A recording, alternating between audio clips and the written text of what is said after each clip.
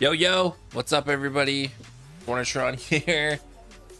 And today, it is Sony State of Play.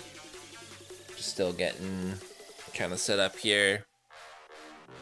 Is everyone pumped? Is everyone jacked and tan for State of Play today? I hope you are, because there's definitely going to be some major announcements.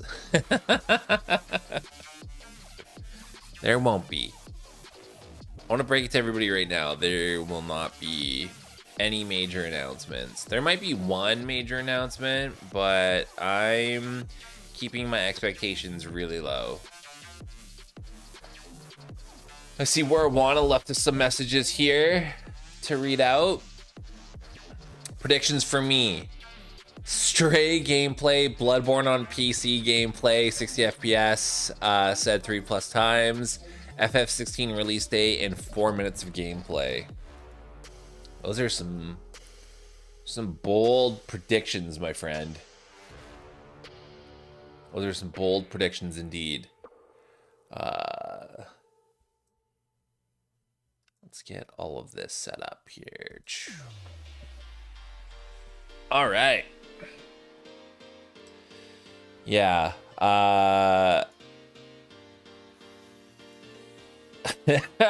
This is the official leaked list.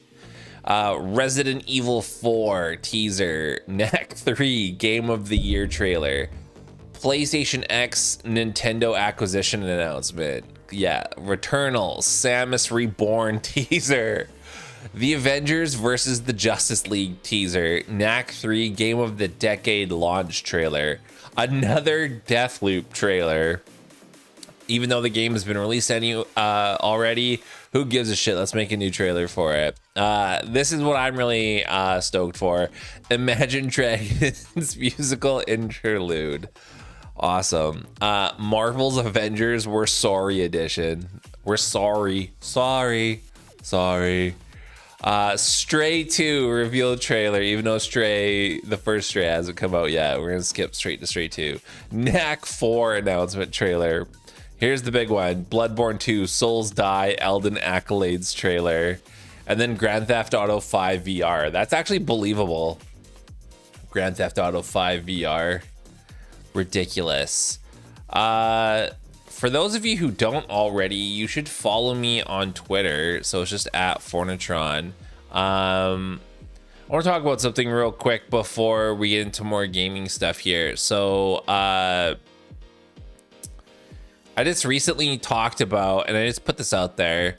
I'm not enjoying the Obi-Wan Kenobi series,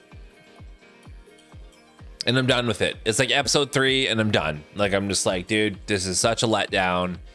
And it's not because I'm racist.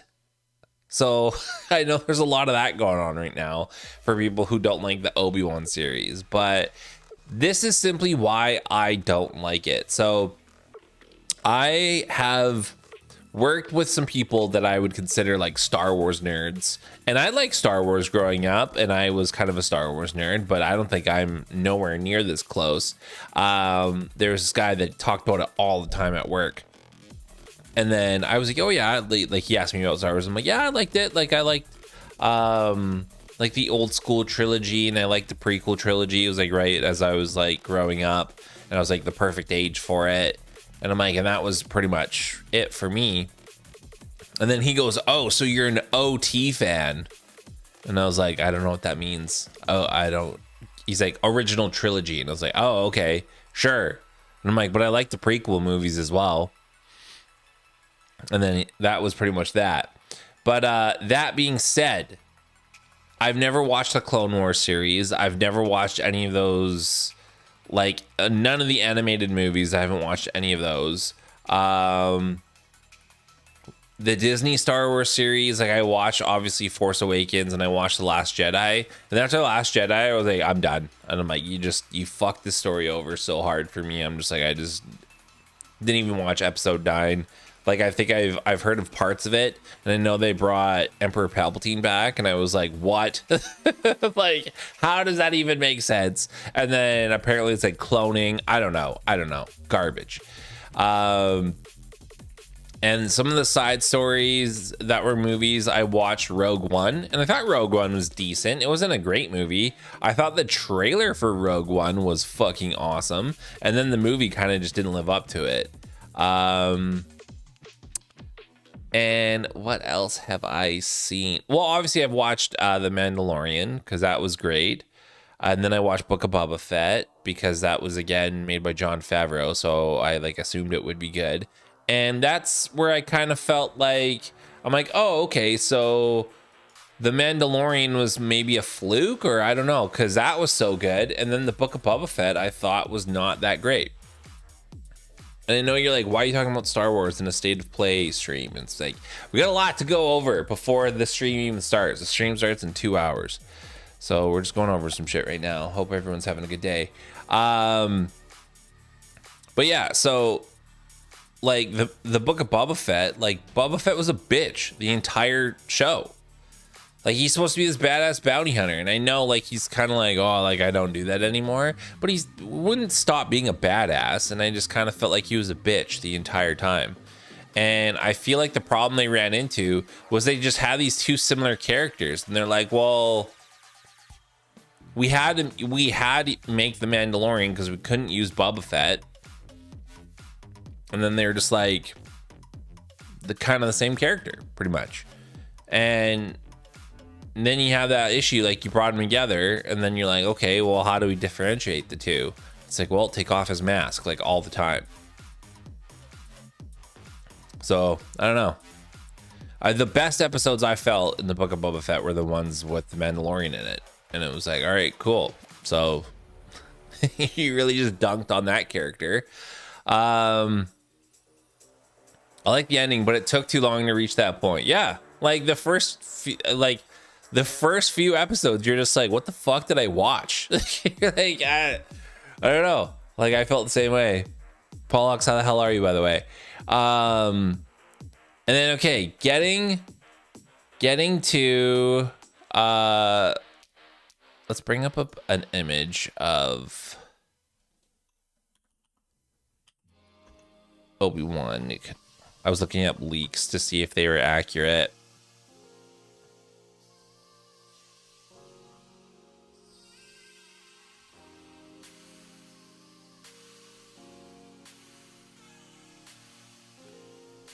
It's kind of a small picture, but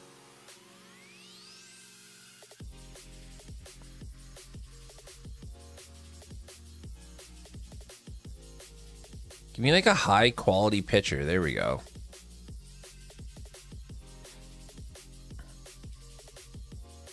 Okay, so let's I just want to talk about this real quick. So like the first episode, I'm like, all right, okay, I can get along with this. This is pretty, like, it's nice to see this character back. And then again, they like immediately made this great character, they made him a bitch again. And I'm so sick of them doing this. It's just like these amazing heroic characters, they like to do this, like, oh, they're a broken person now. Like, they're broken, like they have regrets, they're filled with remorse, and they're just this broken shade of who they used to be. And it's just like, no that's stupid. Like this show takes place 10 years after the events of episode 3. If it was like a year later, or like 2 years later, like a year later, yeah, maybe I could see that. But it's been a decade. It's like, he's clearly moved on. Like, there's no way that he would just be like a bitch. I don't know. Like, I just don't like what they've done with it. And I hate when they try to, they make these grandiose characters and they bring them down to a level so we, like, the common person can relate to them. And I fucking hate that. It's like, why does Obi-Wan have a job? Why does he have a fucking job? It's like, well, how's he gonna pay to, like, take care of himself out in the desert? He's in solitary confinement, like self put solitary confinement. And it's like he has hookups with the dude from what's the guy that's Princess Leia's dad from, I can't even remember the planet name. Anyway, he's got hookups with that guy. That guy's rich. It's like, obviously, like with his hookups with all of the people that kept his story secret, they're like he's gonna be financially set to just live in a hole for the rest of his life and watch after Luke Skywalker. So like the fact that he's got a fucking job, I think is stupid. And it could just be out of boredom, but I don't know. Like, I just think that's dumb. Like, I think, like, I don't know. So that part, I was already like, why are they doing this? I don't need to relate to the character in this way. I think that's stupid. And here's another problem that I have is like, why are there so many fucking Jedi and Sith and like during this time that were just like, I know like they're technically part of canon. Again, these are shows and stuff that I've never watched before, but like it just, none of it makes sense to me. And I'm just like, what the fuck? Like it's like everyone's a Jedi, everyone's a Sith, and it's so stupid. And then yeah, they make Obi-Wan like not know how to use the Force anymore, and it's like, oh, because it's been 10 years and he's given up on the Force. It's like, no, he hasn't. He hasn't. Because when you meet him in A New Hope, like he hasn't given up on the Force then. And they could like make it because he's old now, but I think that's stupid too. I hate that. They could have made the story so much more interesting. And they kind of touched on it, which would have been a cool point. It's just like the Jedi can't help who they are, and they always want to help out and like do good things, and that's what gets them caught, and that's what gets them discovered. And that could have been like a cool thing. And then also they could have done way more with Obi-Wan's relationship with Uncle Owen, and like maybe had like a little bit of a feud between them. Because at the end, like Obi-Wan ducks out and he stays on Tatooine, but like by A New Hope, like he hasn't been involved in Luke's life in a long time, and like he hasn't been like keeping tabs on him in a very long time either. So they could have did something there where like maybe Obi-Wan was pushing to have him trained early on, and then Owen was like, no dude, like we don't want him to end up like Vader. Like, do you like, they could have had like maybe everybody knows that Owen and Aunt Veru are like related to Anakin, and Anakin became a Sith Lord, and that's why everyone's like held down by the fucking Empire, and then they all hate them. Like they could have did something like that. I don't know, and it just would have been way more emotionally invested. And I really don't give a shit about the Inquisitors. Like someone like a friend on my Twitter was like, yo, like, do you know there's these people called the Inquisitors, they hunt Jedi? It's like, yeah, I don't give a shit.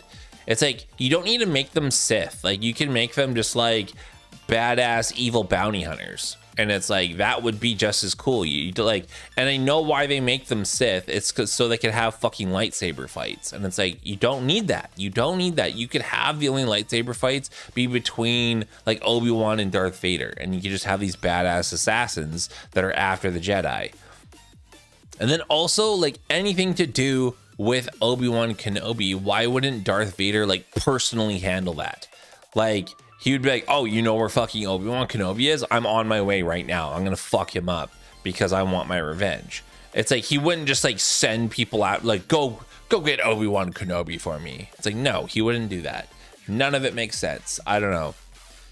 And it's just, I just feel like they're just doing such a shit job with the story, and I'm just like not invested anymore. I'm just like, nope, it's done. You're doing dumb things to the characters that you don't need to do. You're ruining it, and I'm just not even gonna finish it. And that's why I don't like the new Obi-Wan Kenobi series. Back to the state of play. Let's talk about this. So a lot of people have been getting their hype up way too high, and they think like a ton of shit it's going to be announced here. It's only 30 minutes long. Sony has already talked about how they're going to, it's going to be 30 minutes, and then how they're going to share about more Horizon VR. So that's going to take a few minutes of the presentation. Vex4, how the hell are you? Sup, daddy? Sup, baby mama? Sup, daddy? How the hell are you? I just shared about why I'm not finishing the Obi-Wan series. It's like after 3 episodes, I'm done. It has nothing to do with the genre of human being any character is in the show. I don't give a shit. The story sucks. Like they're breaking continuity. It's dumb. I'm done with it. I see you growing, fam. I was here since you started. Well, I appreciate you, and I appreciate you for sticking around through the different pivots that I made. Keep going, don't give up. I'll always say hi periodically. Well, I appreciate that. And you don't have to feel obligated to do that. But it's muchly appreciated. That's another thing is like I know a lot of people have subscribed to my channel for like the how-to stuff long ago. And I've like pivoted away from that, and I don't want those people to feel like they have to stay.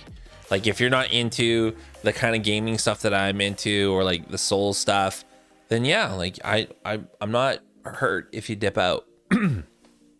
I want people who like this, like same stuff, and yeah, even if it takes 100 years, whatever. When I'm rotating shift, I see your videos at night. It's my weekend, so I'm up right now. Woo! Weekend. I hope you got sick plans for the weekend. I want to see Top Gun Maverick. I've been hearing a lot of people say it's really awesome. But okay, let's get back to talking about State of Play. So it's half an hour. We know at least 5 minutes are going to be dedicated to that Horizon VR. Sony's also shared that it's going to be third-party games, so nothing first-party, so no God of War Ragnarok, nothing like that. So will they potentially announce a Silent Hill project? I don't know. I don't know if I'm feeling that. I feel like Square Enix has to show off Forspoken because they got to start hyping up that game for its October release. So no Bloodborne. Let's talk about that for a minute. Let's put that on pause. Let's talk about that for a minute. Dead Space trilogy, hilarious. So again, the internet got jebaited again with that fake Bloodborne rumor that it was getting remastered and getting put out on PC. I retweeted that fake tweet. Let's find it. This one right here.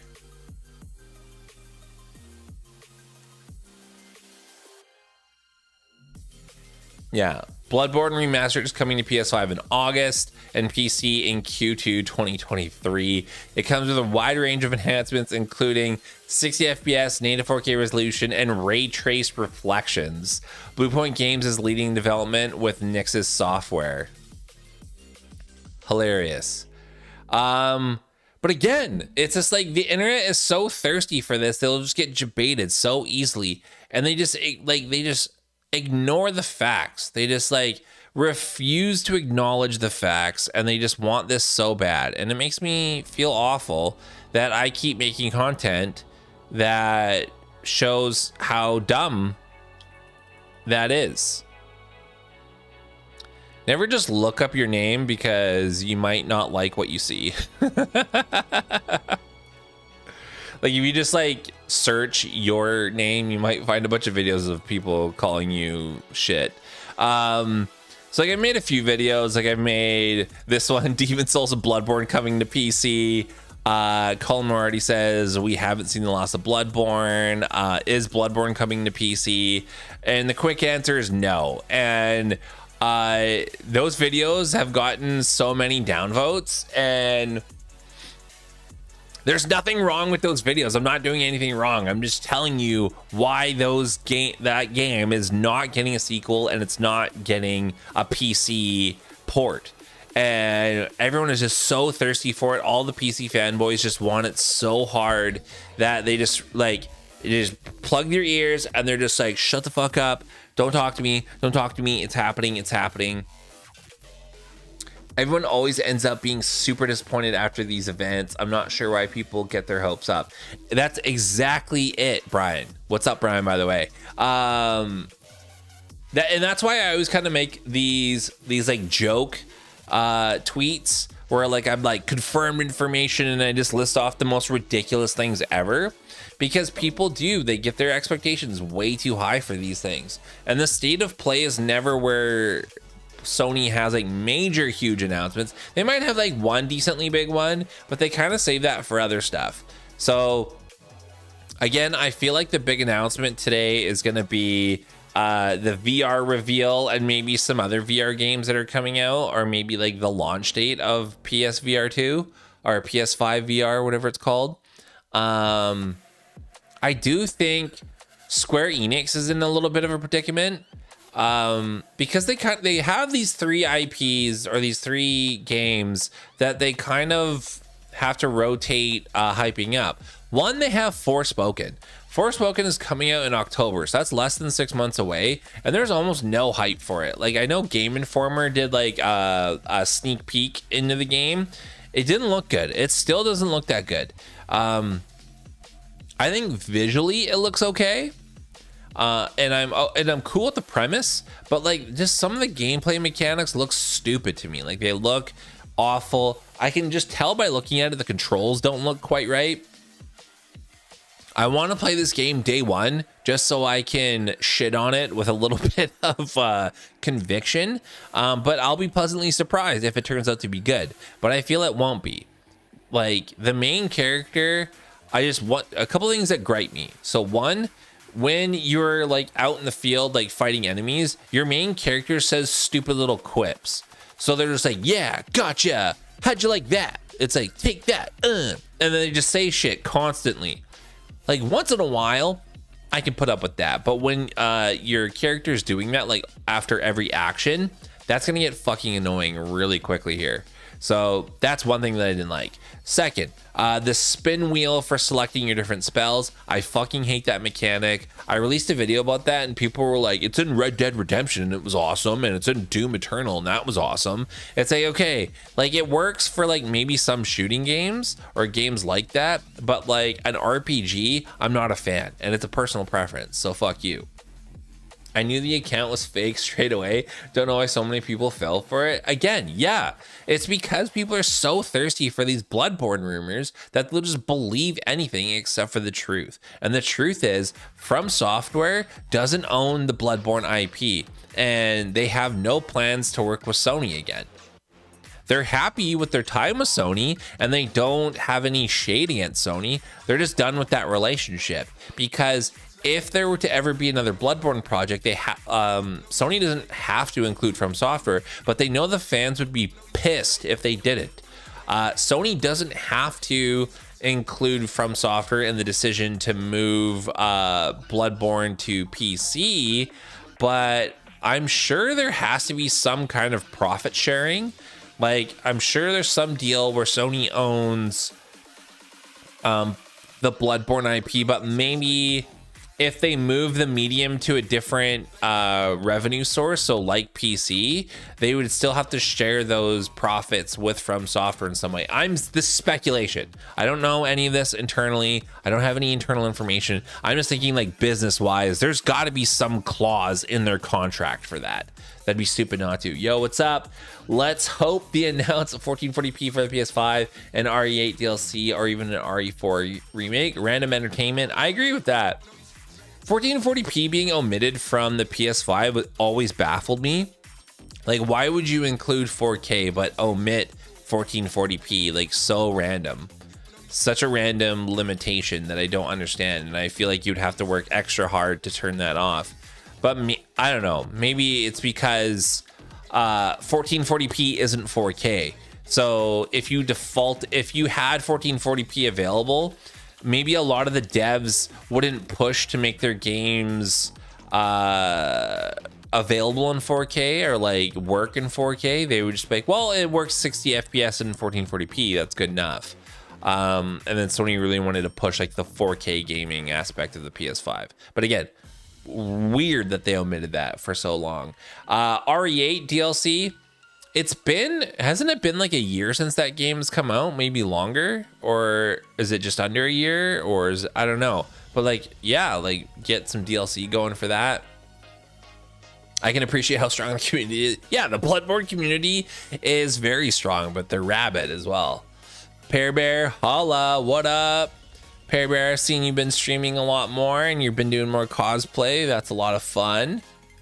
I remember asking you about that when you first started your channel because I bought a 1440p monitor and was scared it would have been useless. Dude, I had a 1440p monitor and I like got rid of it for a 4K monitor because I was like, okay, well the PS5 doesn't do 1440p.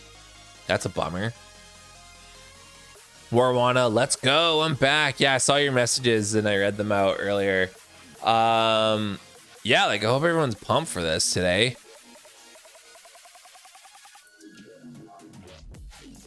Yeah, hot Pear Bear summer. Nice. I know last summer was hot girl summer. What's this summer? Is it mustache summer because everyone's watching Top Gun?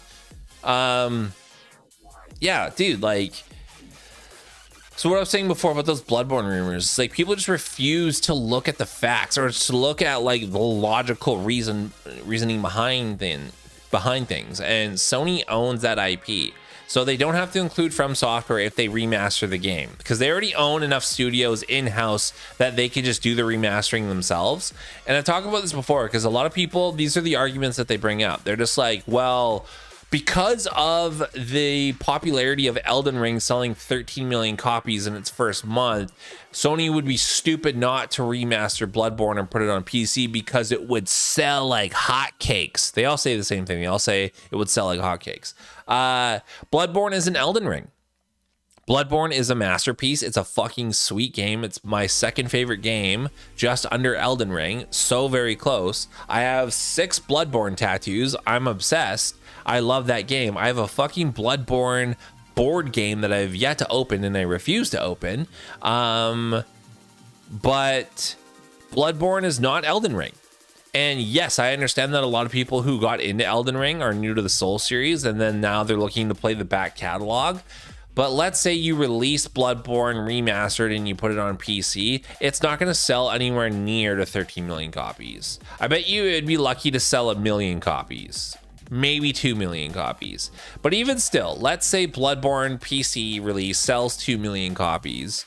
Sony has just given up their exclusivity to 2 Souls games that are only available on their platform. And again, all the PC players have zero reason to purchase a PlayStation because they're just like, well, I've got Bloodborne on PC now, so there's no reason.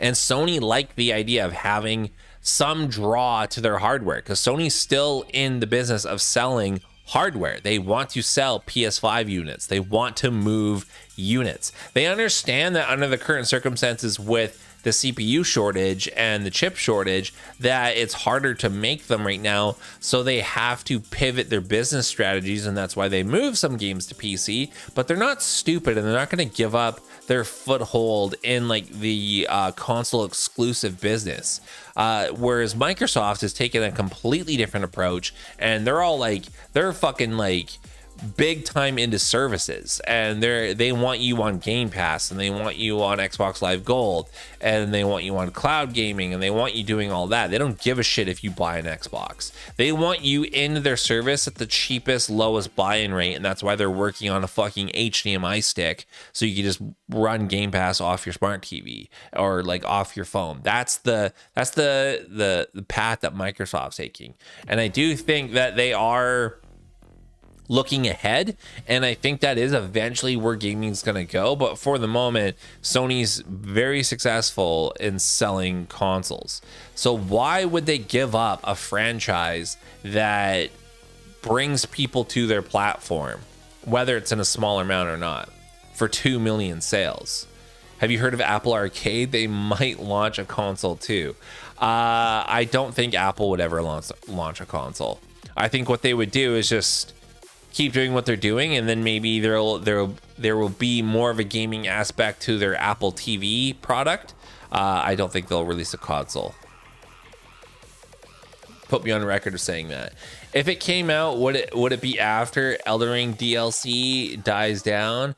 Elden Ring DLC is probably not going to come out till the new year, probably the same time as Elden Ring launched, because Elden Ring's so hype right now and it's still selling that there's no reason to inject like a resurgence to get more sales.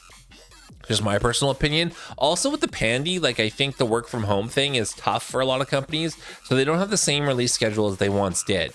So if you've looked at previous FromSoftware releases, and we talked about this in another stream, like the game releases around March, April. So Dark Souls 3 released in April, Bloodborne released in March, and then their DLCs didn't come out till that following fall. So like October, November-ish. I don't think we're gonna see that. I think it'll probably be delayed by a couple of months. It might be December, maybe it'll be again January, February, March, because that's the end of the fiscal year for Kadokawa or FromSoftware, I think. And they want to get those big financial results to end the year on a high note. But I think they're probably gonna be happy with how fucking amazing Elden Ring is doing. But back to a Bloodborne remastered or PC release. So Sony selling 2 million copies of Bloodborne on PC. They wouldn't be charging full pop for it. Let's say it's $50 US. So that's still a lot of money. So $50 times 2 million copies, and that 2 million is being very generous. So that's 100 million in potential money. But that's not how much they're going to be making. So you got to take out the fucking cut that Steam takes, and I'm pretty sure that's 30%. So subtract 30%. So that's $70 million. And then you got to take off like taxes and development costs. So that's probably like another 20%. So you're left with $56 million. And then you got to incorporate like the cost of operations. So the servers they're going to have to open up for that. And then also the upkeep, patches, things like that. So that's probably like another $10 million. So you're left with $46 million. And then, like I mentioned before, there's no way, I'd hope not, that FromSoftware would sign a deal that Sony, one, owns the IP, but has the ability to move the game to different platforms and not have to profit share with FromSoftware in some way. I know they probably have a clause saying that they own the IP and then they don't have to include FromSoftware to make the decisions to either remaster the game, re-release it, make a Game of the Year edition, blah, blah, blah, blah. But there must be some clause when you change the medium that it's being sold on that they have to include FromSoftware in some sort of profit sharing. So I doubt it's a 50-50 split, but it's probably like maybe like a 70-30. So let's lowball and let's say they get 20% of those profits. So 46 million minus 20%, that leaves you with $36.8 million. So again, that's a lot of money for a lot of people, but we're not thinking with our own money, we're thinking with Sony money. $36 million to lose the allure of having that game exclusive to your consoles only and not available to everyone on PC. That is chump change. That is peanuts. That is a stupid trade that no one should ever make. When 36 mil, when you can keep that exclusive to your console and then potentially sell more consoles and make more money off of that.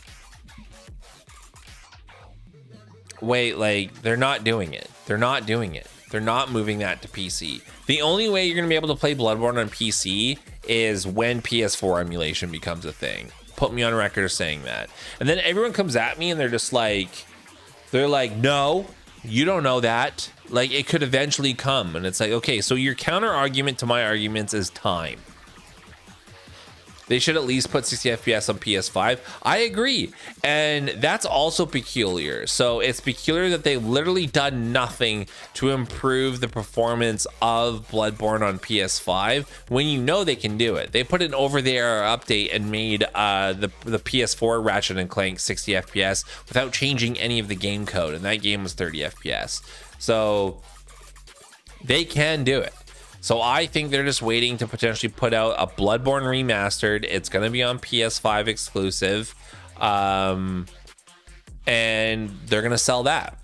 and I think that'll be like a big banger for them, and I don't think they're gonna release that on PC.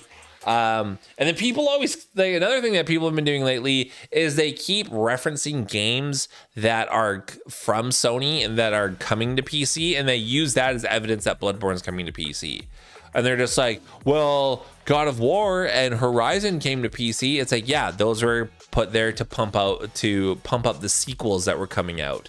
And they're like, well, Uncharted Legacy is on PC. It's like, yeah, to quote Tropic Thunder, Les Grossman, people aren't dressing up as fucking Nathan Drake for Halloween anymore. So no one gives a shit about that game. It's had its day. So that's why they spent the money to remaster it again. So why not put it on PC?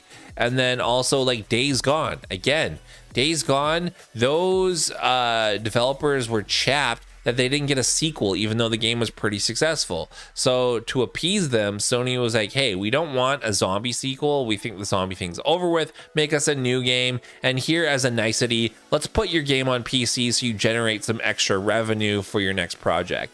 And that's what they're using the PC platform as. It's a tool to also, one, sell more units on PC, get some residual sales there. Two, it's a tool to inject revenue into the developers for their next projects. So that's why you see like Kojima putting Death Stranding on PC as well. It's like, hey, we really like that exclusive game you made for our console. And I know you're a newer studio and you could probably use money. Why don't you put it on PC under our name as well? It's like, all right, fucking add a few extra features, uncap the frame rate, boom, you got a PC release, and then you get a little bit of money in your pocket for your next project that you're like, hey, isn't Sony a nice company? Let's make them another exclusive game. And it works. And then people saw like the data mine of Steam for Returnal, and they're like, see, all of their games are coming over. And it's like, okay, that doesn't mean that the game's gonna be coming out on Steam anytime soon. They data mined Steam and they found Sackboy on there forever ago, and it's not released on Steam. So there could be a lot of different reasons why that's in the database. But even still, Returnal, again, Housemarque, was a really small developer before, and they made kind of like those arcade classic type what do they call it, bullet hell games.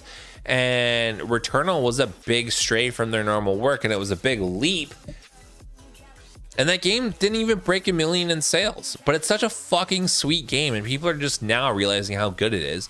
So I think that would be cool of Sony if they let them release it on PC and get more people playing that game, because it's incredible. It's an awesome game, and it's really stupid that it got written off. Stephanos, what's up? Hi to all. Yes, it will. It will suck. I agree. The state of play, it's probably gonna be pretty lackluster. People are gonna get butthurt. They're like, people just have these insane expectations. They're gonna make Silent Hill full trailer. It's like, we're not gonna see Silent Hill. By the way, this is my obligation shill talk here. If you haven't already, make sure you like the live stream. Throw a comment in there. I don't give a shit. Just any engagement. If you haven't already, make sure you're subscribed to the channel and you got the bell notifications turned on. You're all the shit. You know it. I appreciate y'all for being here. I'm jacked and tan to be hanging out with my fellow fucking savages, and we're gonna go ape shit on this state of play, everybody.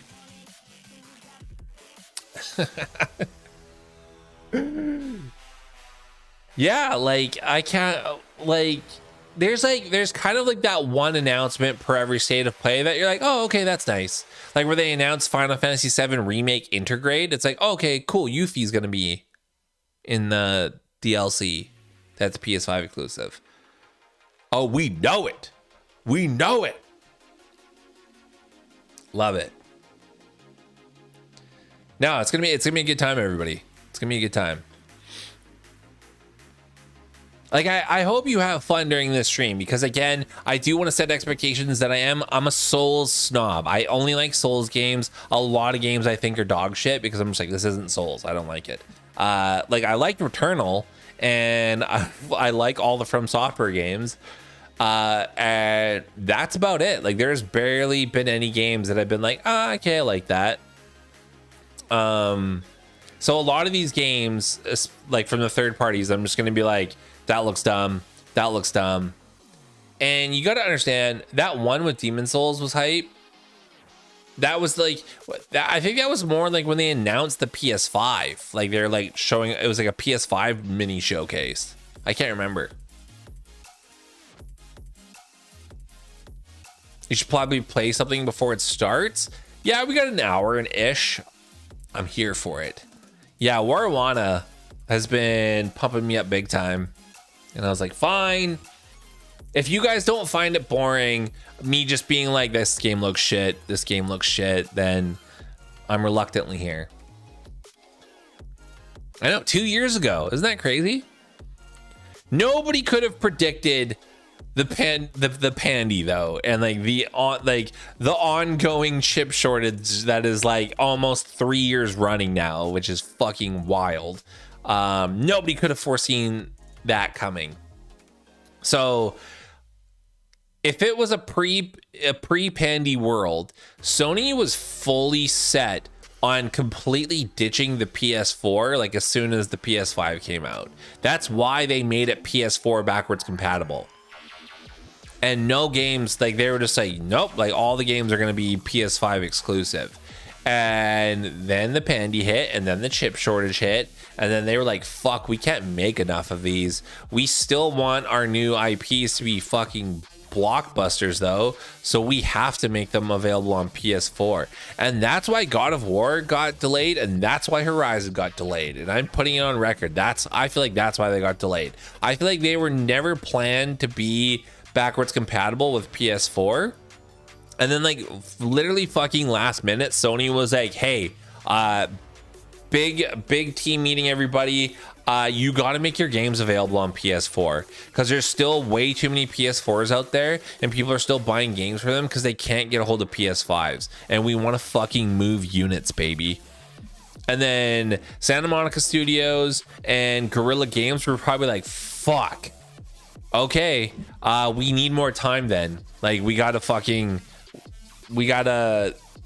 do something because we need more time to get these games to work on PS4. And then Sony was like, okay, delay your games. I love the honest savage takes. Oh, I'm glad. Once we get addicted to Souls games, it's hard to go back. Agreed. I'm working on a video. I know I promised you all that video. I'm working on it. But yeah, I agree. Like, once I got into Souls games, I literally have zero patience for any other bullshit that's in modern games these days. And I just can't, and I can't stand it. Anything good? I should go to my lists. No. Gaming news. The reason why this wallpaper is like this is because I follow Lance McDonald, and he's fucking hilarious. He's one of the best Bloodborne data miners and content creators there is, and his content is just hilarious. I feel like we would just see more rumors, like more rumors about Silent Hill and like other stuff if it was going to be announced at State of Play. Pandy 2 is possible. That monkeypox is concerning. I don't even want to read that out loud again because I don't want to get fucking shadow banned for saying that word. But yeah, it's just, I think we're just looking for the next thing for another pandy. What was my first Souls game? It was Bloodborne. So some of you probably heard this story so many times, but I'll say it again.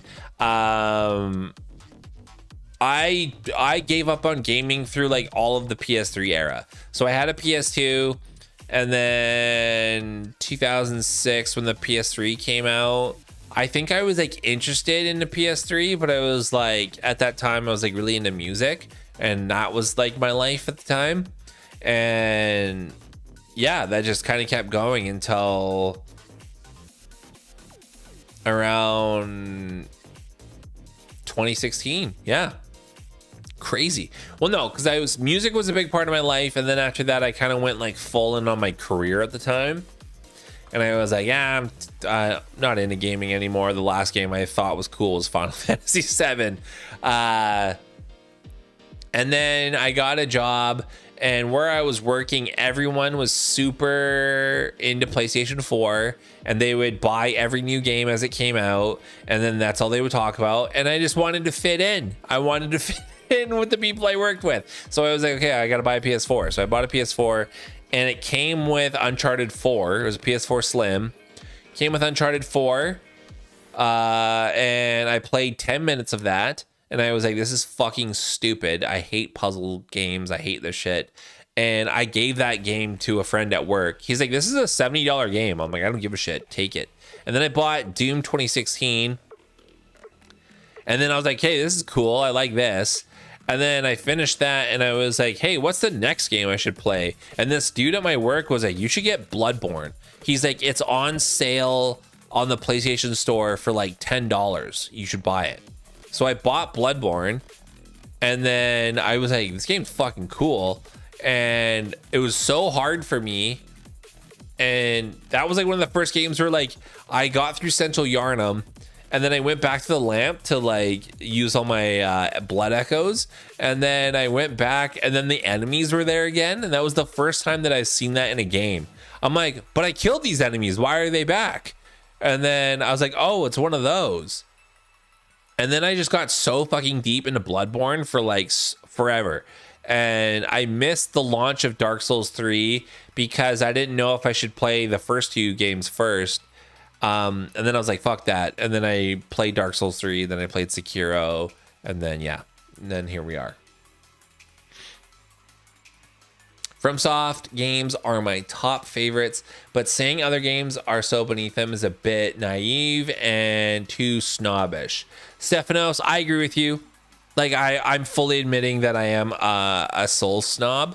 I don't know, I just find I'm picky. Like, I'm super fucking picky because I just love the way that Miyazaki in particular in FromSoftware games, how he tells the story.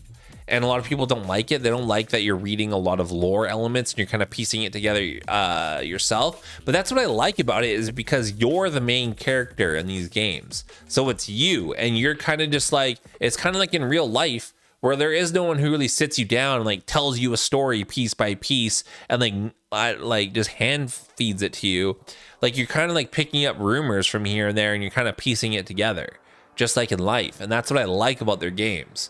And I also just love how there's no fluff, and like the cutscenes are so few and far between that when they happen, they're special. And you're like, ooh, okay, this never happens. And you're like, I'm going to pay attention to this cutscene. But I also love that there's the ultimate choice. So you could skip the cutscenes even on the first playthrough. If you're talking to an NPC, you could just like mash the X button and skip through their dialogue if you want to. You're not like forced to sit there and listen to that shit. And I just find so many, especially AAA games these days, they're trying to appeal to the mass audience, and they're trying to appeal to the common mainstream gamer. So you have to take your game down to the lowest common denominator, and you have to just dumb it down.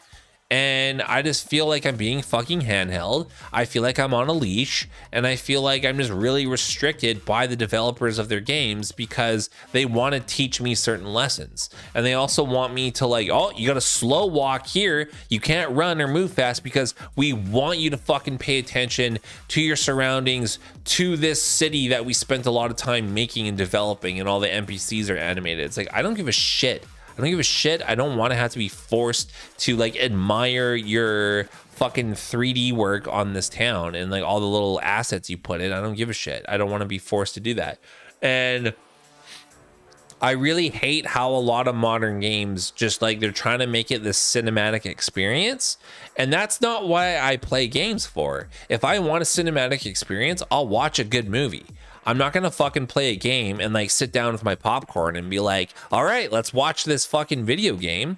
I hate that. Like, I hate it. They're trying to make all these games like the next Gladiator movie, or they're just like, it's ridiculous. And there are some games that kind of fall through the cracks and then like I pick up and I really like, Returnal being one of them. And there's a few other games that maybe I've been like, okay, this is cool. But like, it's so rare these days because, again, a lot of these developers, they're trying to appeal to this mass audience. And when you do that, your games suffer, in my opinion.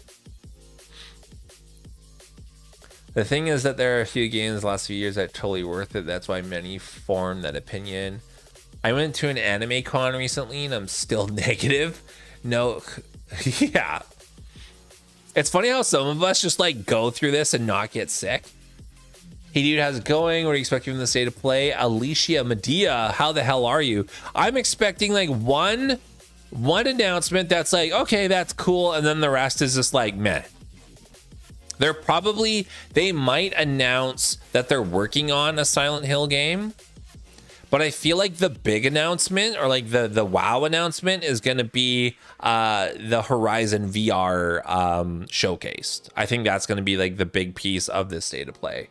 And I think the rest is just going to be like third party, whatever. They might show off Forspoken because they need to pump that game out because it's coming out in October. Pokemon Scarlet and Violet, though. Would you like FromSoft remaking Kingsfield, or is it too outdated now? Paul looks, that's a really good point. I recently, on my hot gamer girl PC that y'all got for me, thank you so much. I know you've heard me say that a million times, but I really do appreciate y'all watching my videos, and that's how I was able to afford an RTX 3080, baby. On that hot gamer girl PC, I have some emulators on there, and I was like, I want to try these old FromSoftware games and see what they were like, because I didn't play them growing up, and they did not age well. They did not age well. They fucking play like shit. I find a lot of those games from the first 3D era, like PS1, PS2, they had some gems, but a lot of the games were fucking dog shit. And I think like they could remake Kingsfield, but I think they have. Like I feel like Elden Ring is their take on Kingsfield, or like Kingsfield, Demon Souls, what they always imagined like a dark fantasy RPG to be. That's the product that they wanted to make, and that's what Elden Ring is. I don't think there is a purpose for them to use the Kingsfield name ever again. I think Elden Ring is going to be their new bread and butter. So I don't know if that'll ever happen. I saw a video yesterday on why God of War 2018 ruined the God of War franchise, and even though the game is good, I kind of agree. Hot Gamer Girl Summer. It is Hot Gamer Girl Summer. That's what this summer is going to be. Last summer was just Hot Girl Summer, so just regular, yes, Hot Girl Summer. This summer is Hot Gamer Girl Summer. So, by the way, if you're not familiar with terminology, I just consider anything like that's awesome in gaming Hot Gamer Girl. So like that's Hot Gamer Girl status. So Hot Gamer Girl is all of us gamers just having a fucking good summer. I agree with that. And then I haven't even watched the video, but this is what I could probably summarize that I would take away from it. So when you have like a game like Uncharted 2, or like Final Fantasy 7 the original, or God of War 2018. So Final Fantasy 7 the original one was like the first game to have kind of like that cinematic storyline, like a really deep story. A lot of that game is just talking to your NPCs and like talking to other NPCs in the midst of the traditional turn-based RPG style. And it was like the first game to have like this big story about like saving the earth and being better to the planet. And that was really like, wow, like games can have these great stories that aren't just like save the princess or like these basic things or whatever. And then after that, there was a big kickoff of games having like really big storylines, or like having a lot more invested in their storylines. Uncharted 2, maybe even with the first Uncharted, that was like the first game that had those quick time events, and where they kind of really mixed gameplay with cinematics and just like interweaving the two. And that was really popular. And then God of War 2018 is full on, to me, I've only played the first hour of it and I didn't like it. For me, is they wanted to make a movie that you interact with. and it worked really well for them because people really related to that story and they liked the setting and they liked the characters. And then like every game's trying to do that now. They're like, oh, look how good, like God of War sold 22 million units. We got to make a cinematic experience too. And I fucking hate QuickTime events too.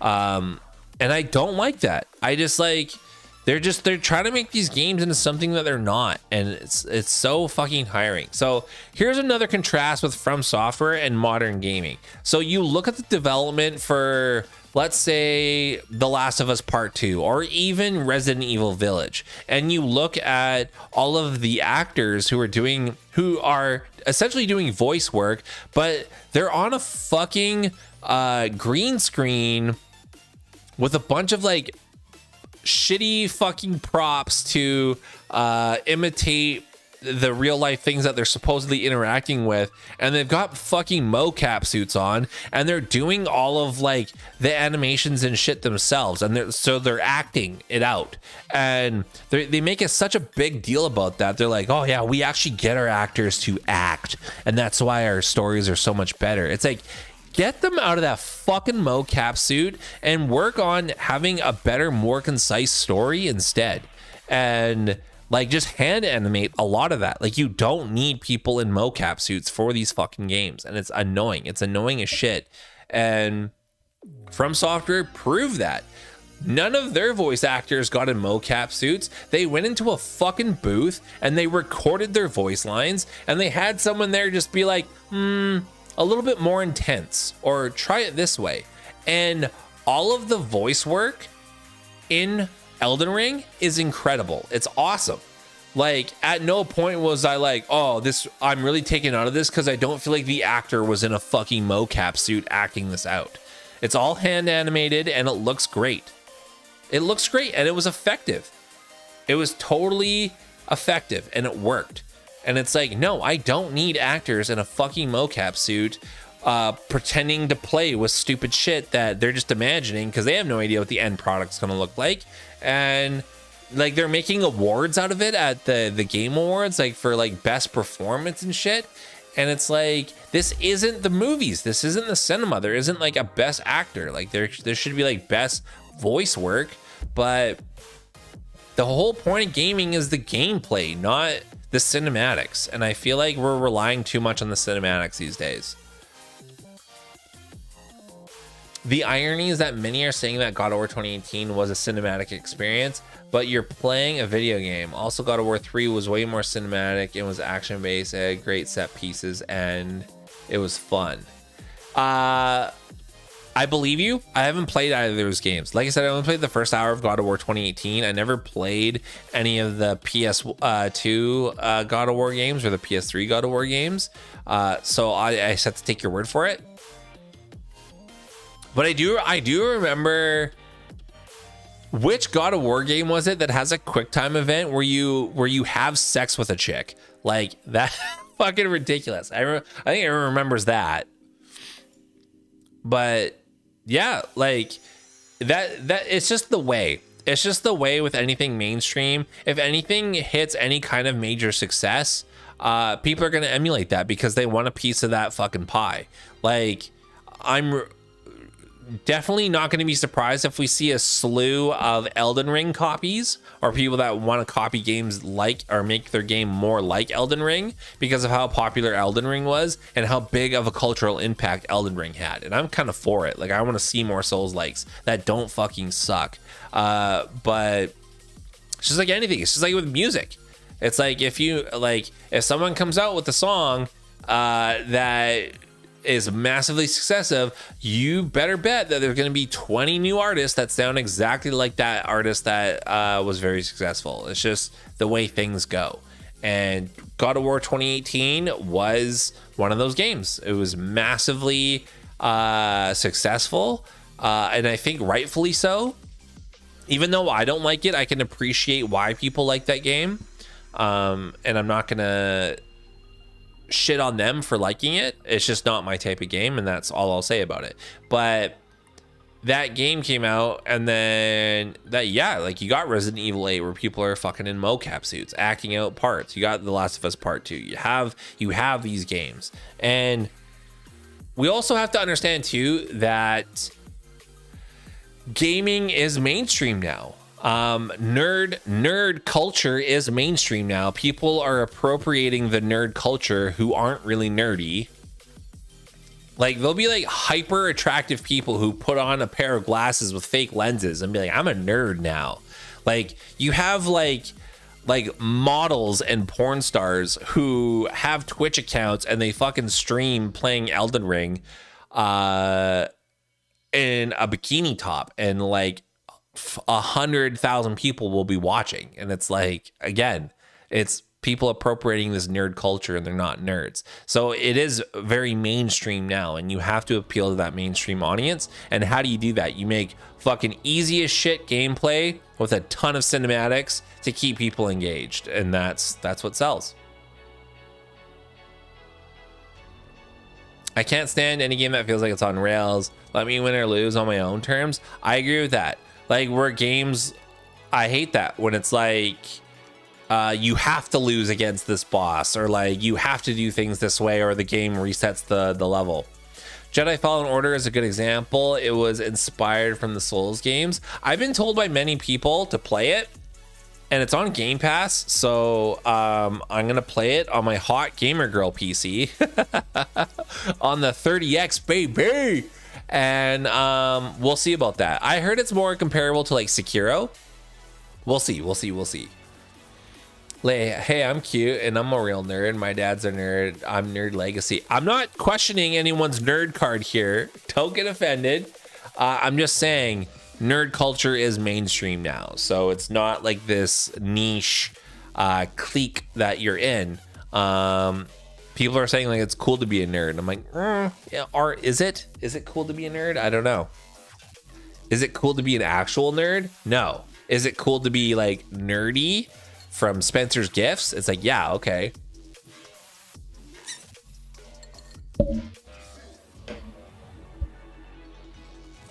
Yeah, I hope so, because I play a lot of these games that are supposedly really good, and they're a lot of the times they're not. A lot of the times they're just not good. By the way, this is not my chat. This is the chat for State of Play, so don't be misled in thinking that I'm happy for all of you, but I'm definitely not as popular as this State of Play stream here. You should play it. It's not as hard as Sekiro, but it provides a good challenge, and it's a fun Star Wars story. Yeah, like that's what I'll go into it as. Like, I'm not going to go into it expecting it to be like as difficult or as crazy as Sekiro is, but I'm just hoping for like, you know, like a story that's not annoying and with some fun gameplay.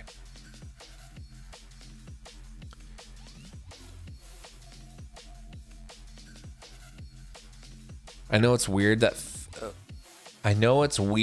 things I got bullied are now cool. Yeah, totally. I got bullied for liking Star Wars, definitely. I think every God of War before 2018 has that quick time event with chicks. Maybe I should play those then. I don't know. No, I don't know. You know what? There is a time for those. Like, again, I haven't played those games, so this might be just a really loose opinion on it. But those hack and slash games from the late 2000s, so like 2007 to 2009 era. I like those games. Those games are fun, where you can just mash like the square button, and you'll just get through a horde of enemies, and you don't have to worry about anything. How are we doing for time? Just under an hour. Should I play something quick? I don't know. I feel like I won't be able to get invested in because I'll just be thinking about the State of Play event. So I think we're cool just hanging out. I hope. You're all might be like, I'm sick of looking at this backdrop here.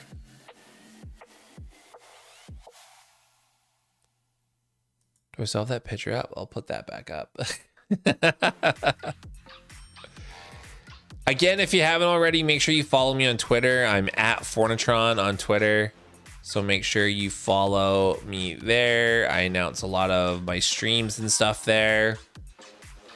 Here's my Twitter for those of you who haven't seen it before. That's so true. I was born in the 90s and growing, it was hard to find people that liked video games. Now we dominate the world. Yeah. You know, there still is that kind of stigma for people who play video games. I still kind of feel it. People usually associate people who play video games as like losers who like don't have a life. And it's like, no, dude, like a lot of us have the opportunity to go out and hang out with people, but we choose not to, and we choose to just like stay home, goblin mode, and fucking play video games. It's an escape for a lot of people, and I don't know, I think Asmon Gold said it best, and a lot of people, this is a direct quote from Asmon Gold, a lot of people are finding out that real life is starting to feel very pay to win, and they're just getting tired of it, and it's just way easier to go online and find like-minded folks like we've done and just like enjoy conversations. Like, it's so funny that people like shit on people who like video games, but at the same time they're like super into sports, and it's like, sports is just your video games. Like, that's just your soap opera. That's just your thing that you're into.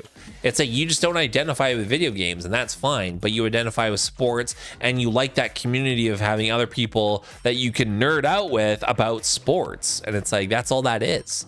And it's just so funny how they just see them so differently. I laugh so hard at this, like, this leaked list here.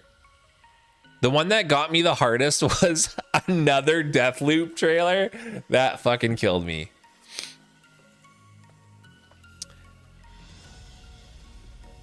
Right? That quote hit me pretty hard. It's like, real life is fucking pay to win, because it is. It is. It straight up is. And I don't ever like to get political, because I never feel like I'm in a place to be giving political stances, and I'm not. But this is the only thing that I will say, is that nothing you do will change any decision that's made with money. So with any of the world events that have been going on lately, and people will make like their social media posts about it, how things need to change, or like how like it's so bad, we need to do something different. It's never going to change. Nothing's ever going to change, because there's people that make money. And if you are potentially positioning a change that will make them less money, you will never win, because they have more money than you and they have more influence than you.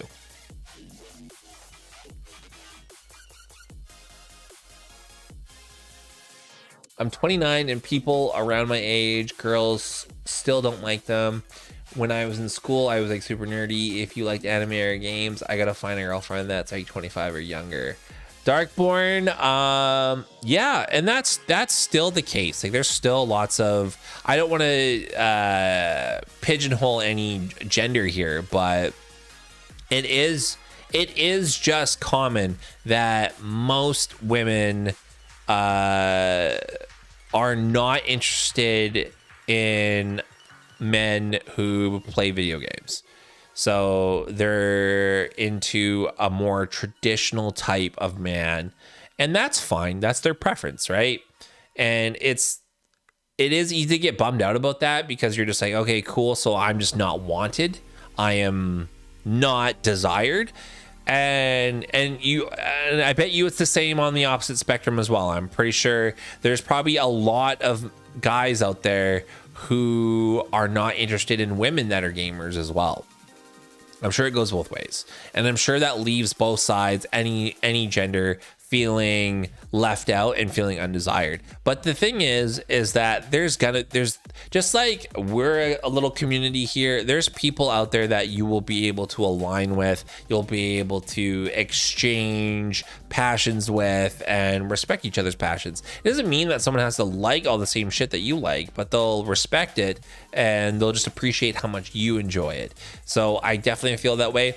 I would say the best advice that I could give to anybody is don't hide your passions. A lot of us feel like we have to conceal like this deep, dark, dirty secret that we love QuickTime events where we get to fuck people in video games. I'm joking, but we feel like we have this deep, dark secret that we have to hide, that we like gaming or we like anime or we like whatever, right? Or we like cosplay, who gives a shit, whatever it is.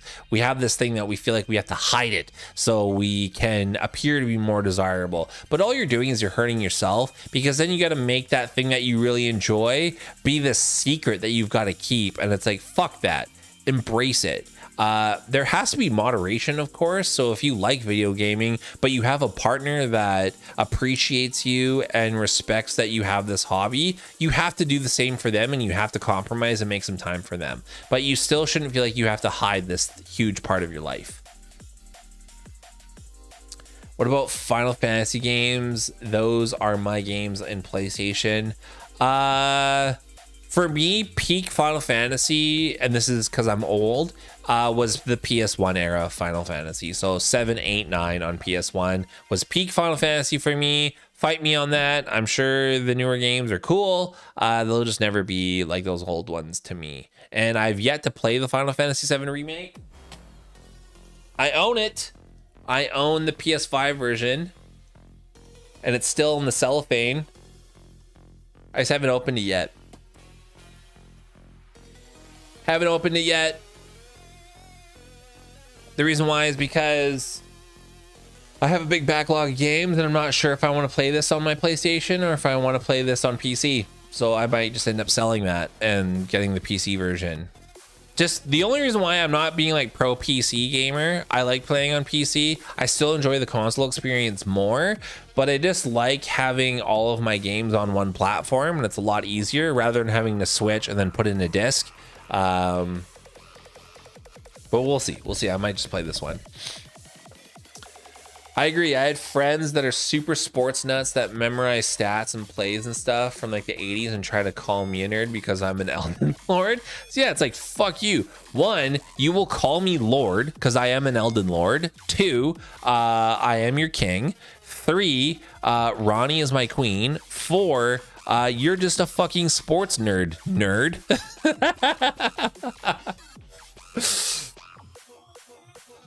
You know what you could do? You can just make it awkward for them and just be, and then when they're talking about like anyone in sports, just be like, oh, cool. Is he hot? How hot is he? Is he super hot? Is he the hottest one, you think? They're gonna be like, what? Why are you asking that? I don't know. Just try to get in this conversation here, bruh. Which one is your favorite hottest sports player? And they're just like, stop it.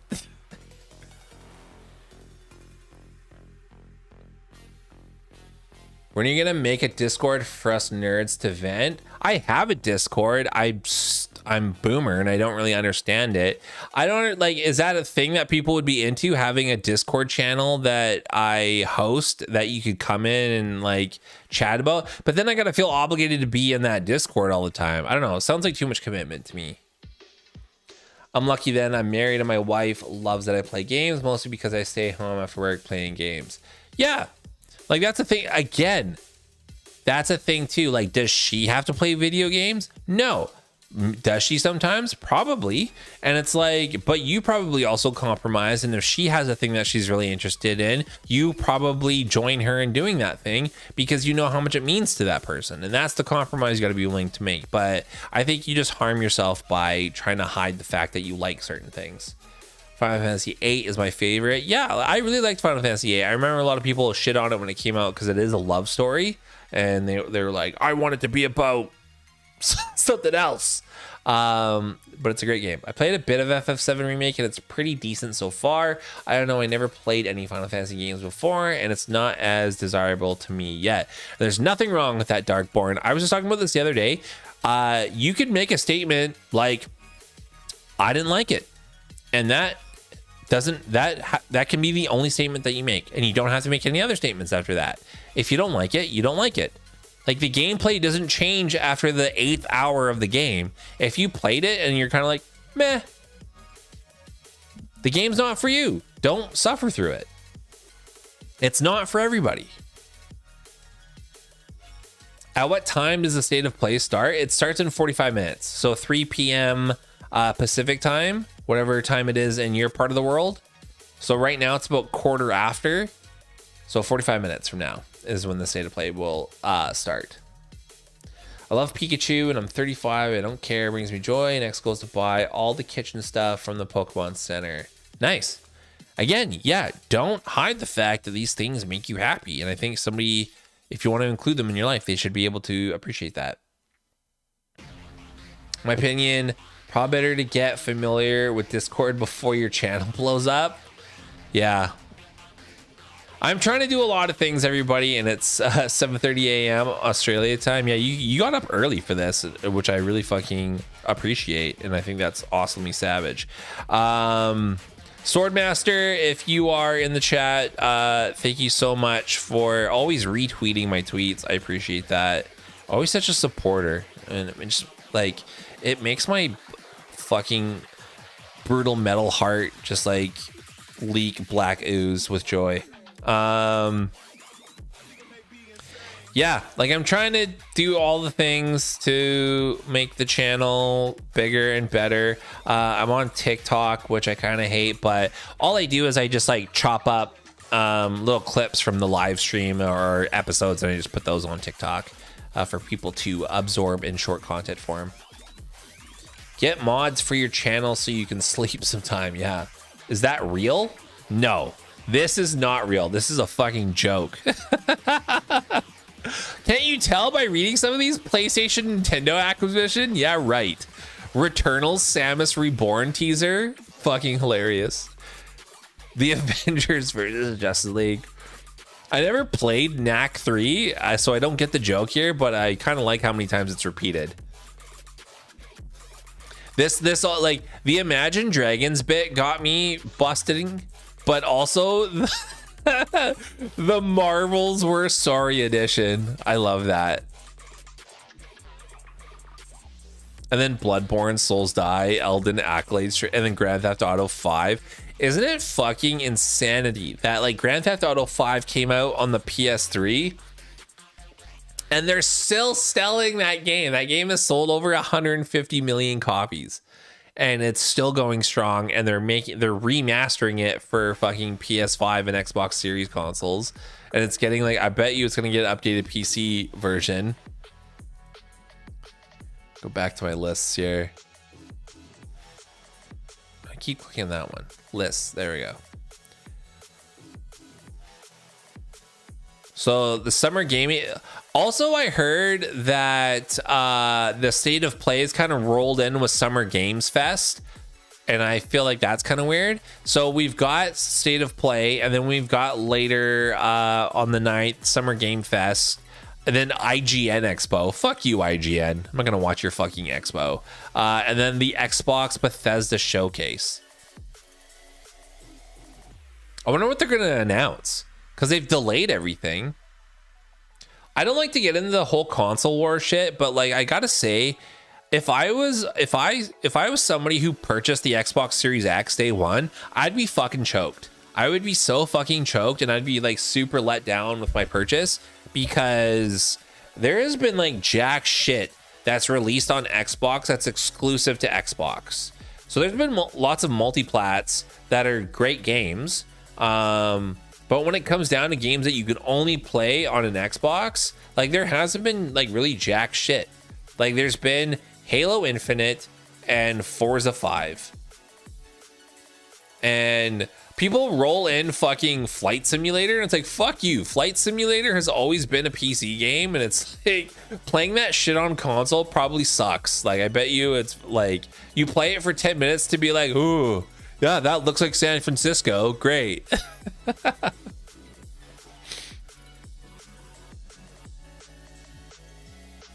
Exactly. So, okay. So if you go into the Xbox ecosystem looking for exclusive games that are going to rival the Sony exclusives, you're going to be let down. You're just going to be let down and you're not going to enjoy that experience. That's not what they're about.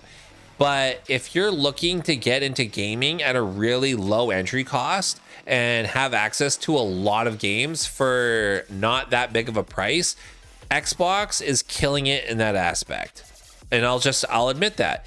To buy an Xbox Series S at $299 and then have Game Pass for however cheap way you're able to get a hold of it is the cheapest entryway into a ton of games. A lot of them are not that great, but it's a lot of games and there are some gems in there, and it's just a really affordable way to be into gaming. So if you're a casual gamer that only games like 1 to 4 hours a week, that is fucking such a good deal for you. If you're hardcore and you play for multiple hours per day and you're probably going to buy the games that you want day one, then yeah, I don't know if Xbox is the right console. Like, I feel like PlayStation is the better console because they have more exclusives. They also have the multiplats. They a lot of the times play better than the Xbox consoles. And I know they're fucking hard as shit to come by, but I know the Series X is still pretty hard to come by. Not as much anymore, but again, it's just a different type of consumer. What I've always found, and I still kind of find it confusing, because I had a Series S and I gave it away because I got a Gamer Girl PC, RTX 3080 baby. And I was like, so am I missing anything if I just have the gaming PC and just have the Xbox store on my PC and then Game Pass on my PC? And everyone's like, no, you're not going to miss out on anything. Like, there's some games that don't play on the PC, but they're very few and far between. And all of the big ones all play on PC. So I was like, so what's the point of me having this console? And it's like, none. And I was like, okay. So clearly Microsoft is not in the market of selling consoles, and they're not looking at console sales. They want to push their services, because if you have a gaming PC, you can play all of the Xbox games, which doesn't make sense to me. Crossfire X. I downloaded Crossfire X because I was like, I'm not into shooters. I'm not the best person to review this game, but I want to see why this game is so bad. And I didn't understand it. Like, I downloaded it and I'm like, is there a campaign? It doesn't look like there's a campaign. And from what I've heard, the free version that's on Game Pass is not the campaign. You have to pay for that, and it's just the free online multiplayer. And I was like, okay, well, I suck at shooters, so I'm just gonna die right away. And I don't know, but I'm not a shooters person, so I don't have the right place to be talking shit about those games. I have a Pikachu dress, Pikachu slippers, pajamas, makeup, hair stuff, headband. Dude, just be you. I agree. My most prized possession is a Pikachu backpack. I got it in 1998 when I was 12. Great condition. See, that was smart of you to like keep that and know that it's going to be worth something someday. Dude, at my job, I snagged an extra PS5 a few days ago from PlayStation Direct and sold it to a friend a few days later and barely told anyone. Now everyone at my job keeps hounding me to buy it. So you had a PS5, then you sold it to somebody without telling anybody, and now they keep hounding you to buy it? Yeah, like, I also understand from the other perspective as well. Like, if any of the exclusive PS5 games don't appeal to you, then I can understand why somebody wouldn't want a PlayStation. Like, my good friend Jay Retro that I do a podcast with every week, make sure you follow that channel if you haven't already. You have to Google search it though, or you have to search it on YouTube because we don't have 100 subs yet. But anyway, he is more of an Xbox PC gamer, and he was like, yeah, like I don't have an appeal for Horizon Forbidden West. I don't have an appeal for Ratchet and Clank. I don't have an appeal for Demon's Souls. He was like, none of those games just really speak out to me, so that's why I haven't like really had the urge to buy a PS5. And I'm like, fair. That's fair. You could say that. You could be like, none of those games just really look like games that I would play. And there's nothing wrong with that statement. This gen is the only one I know about. Yeah. People had no idea where gamers were coming to me asking to buy the PS5 that heard I got, and I told like 3 people I had one and was gonna sell. That's hilarious. I still find it crazy that after this amount of time, it is still hard to get a hold of a PS5. I had no idea. I got mine on launch week, and I got it randomly through a drugstore. So for those of you in the US, it would be like the equivalent of like a CVS, and those of you in Canada, it was London Drugs. They also have an electronics department, but their website also sells the electronic stuff. And on the launch of the PS5, me and my friends, we all had our computers up, master command station. We had like 18 tabs open. We're looking at all the stores. And then I was also following a few Discord channels and some Twitter feeds. And then somebody they randomly just posted the name of this drugstore. And then I was like, I'm going to try this out. So I went to their site, and you couldn't go to the PS5 section. But if I Googled the name of the store and then PS5, it had the direct link to where you could buy the PS5. So I clicked on there. I was able to add it to my cart, and then like I made the sale, and I was so excited that like I couldn't even like type to my friends. I just wrote the name of the store, and they're like, give us the link, and I'm like, you have to Google it. I'm like, I just wrote Google it, and then we all got one, and that was on launch week of the PS5. So that was November of 2020, and I was like, for sure people will be able to get one easily by like January, February, and here we are. Fucking midway through 2022, and it's still hard to get hold of a PS5. I'll never sell that backpack though. It's my baby. It's insane. I got mine in 2020. Yeah. It is insane. It's gnarly. It's gnarly. That's crazy. You got yours off Amazon. Well, I know in the US, especially like Amazon and Walmart and a few other places, like they announce their drops, so like they get them pretty often. But here in the magical land of Canada, they're pretty hard to come by. But I feel like at this point, and I'm sorry if this is you, if you're out there and you still don't have a PS5 or you don't have the Xbox Series X, whatever console that you want, and you're unable to get one, I feel like the people that are still not able to get one, I feel like, are people who are just expecting to be able to walk into a Best Buy and just pick one up. And it's like, no, that's not the case. Like, you're like, that's not going to be like that for a long ass time. You have to put a little bit of effort in to get one of these consoles. And what do I mean by you have to put in a little bit of effort? You got to follow the Discord channels. You have to follow the Twitter accounts. You have to be on top of that shit and see when things drop, and then you have to jump on it right away. And yeah, that means you got to get up at like 5 in the morning or 6 a.m. to be able to do this.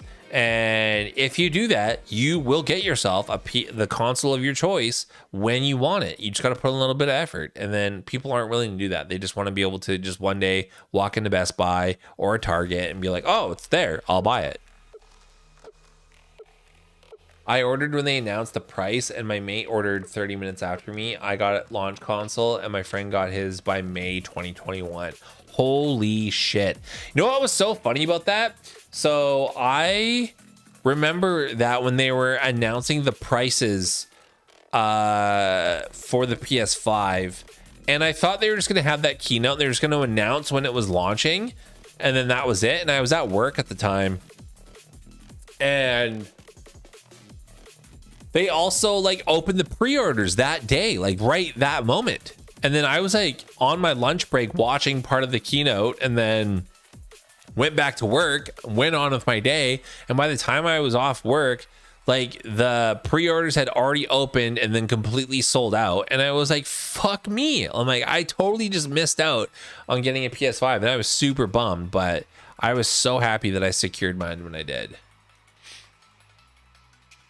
I feel like PlayStation Direct should just be everyone that has a PlayStation Plus account, just order a PS5 and they ship it when it's made. I agree. That's kind of what I like about Apple, is if they're sold out of something, like it doesn't just say sold out. The the predicted ship date just really goes like really far into the future, and then you can still buy whatever thing that you're looking for, but the ship date will just be really far in advance. Like, what's really hard to come by right now? I bet you some of these Macs are like pretty hard to come by. No, like, well, see, these ones are pushed out to like end of June, and we're at the start of June. So like, you'll still get like an estimated delivery date, and that could be like 3 months away. You could still order it, and that, I really like that, because then I feel like that takes away from the scalpers, because I think the way that they have it implemented now, like, it just gives more power to the scalpers, and I don't like that, because like the scalpers just have bots. They have literal AI software that is trained to fucking go in the back end of these ordering sites and then just place these large orders before anyone else can humanly do that. And you'll never beat bots. And then that's what just gives, and they like that. I think they like knowing that they'll just sell out right away. People just kind of have to fight for it. It's just, it's good PR on their on their side.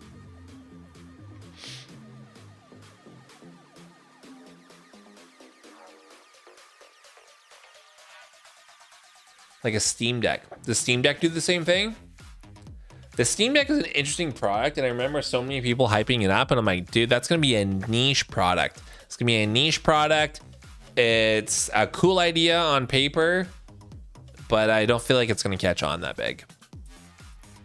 It's gonna be super niche, especially this version 1.0. They're definitely gonna come out with a version 2.0 that'll be better.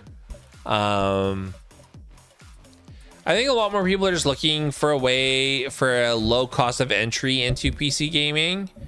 But honestly, like, I can share from my experience so far of having all the consoles and then also a gaming PC, is I've said this many times, I do enjoy the PC, or I enjoy the console gaming experience more.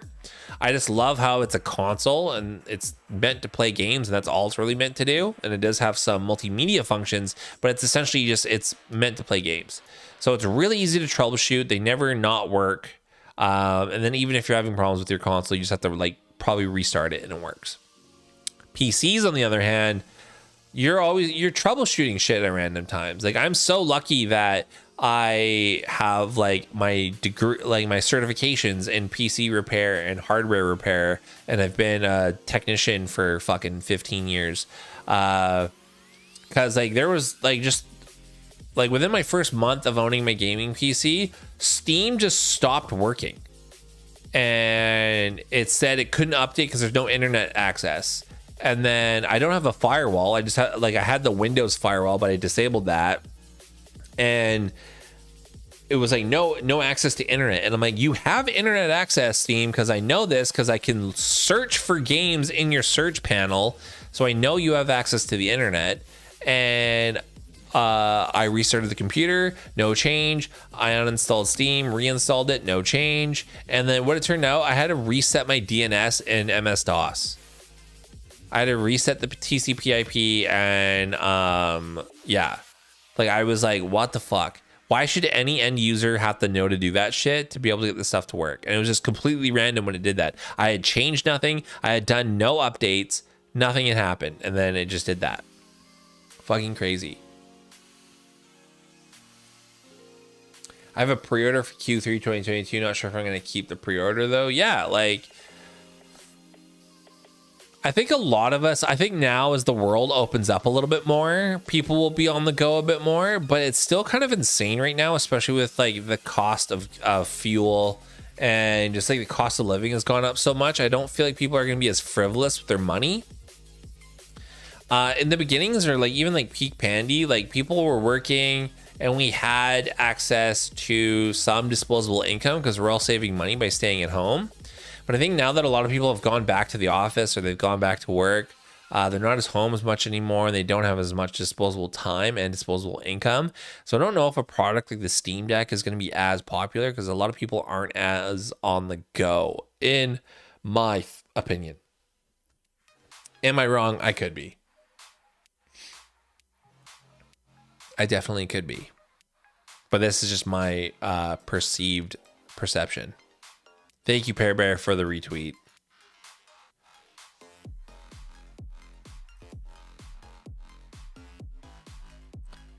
Less than half an hour, everybody. And we're going to watch this.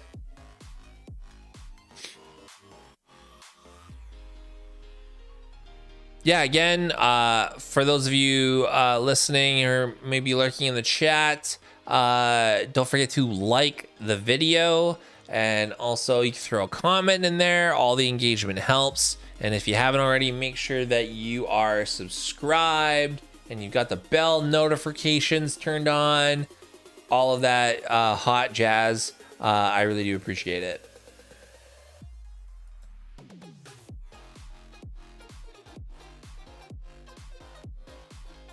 We're at 11 likes. That's pretty good. Let's get to 30 likes. I think the most likes I've gotten on one of these live streams is 25. Is it 25?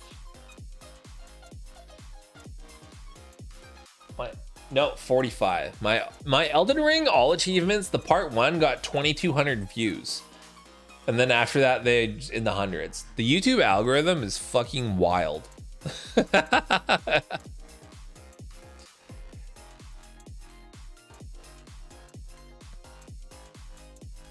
Any big game guesses? I still think FF16 will be shown off tonight. I don't think it will. I think FF16, they'll save that for Summer Game Fest.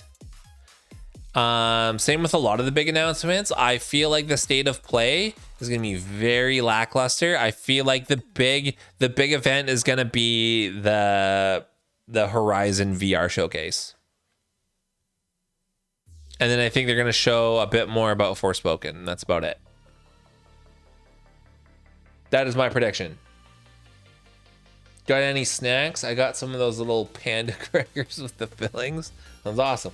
I do not have any snacks. I just ate brunch before I started. I guess it would be lunch before the stream started. So all I got are my bevies. I got a glass of water and a glass of iced coffee. That is now just cold coffee because the ice has melted. Merch store, when? I have a merch store. Did you know that there's official FornaTRON merch?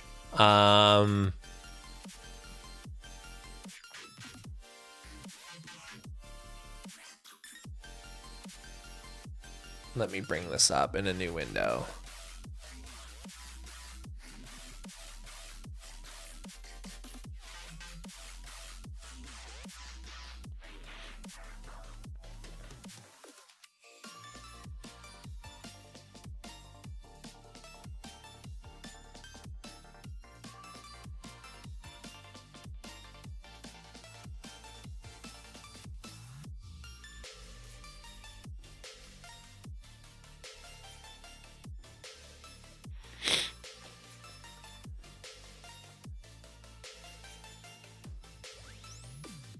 So here's my official merch store. Those of you who don't know. So I have 2 different tees. This is the original tee.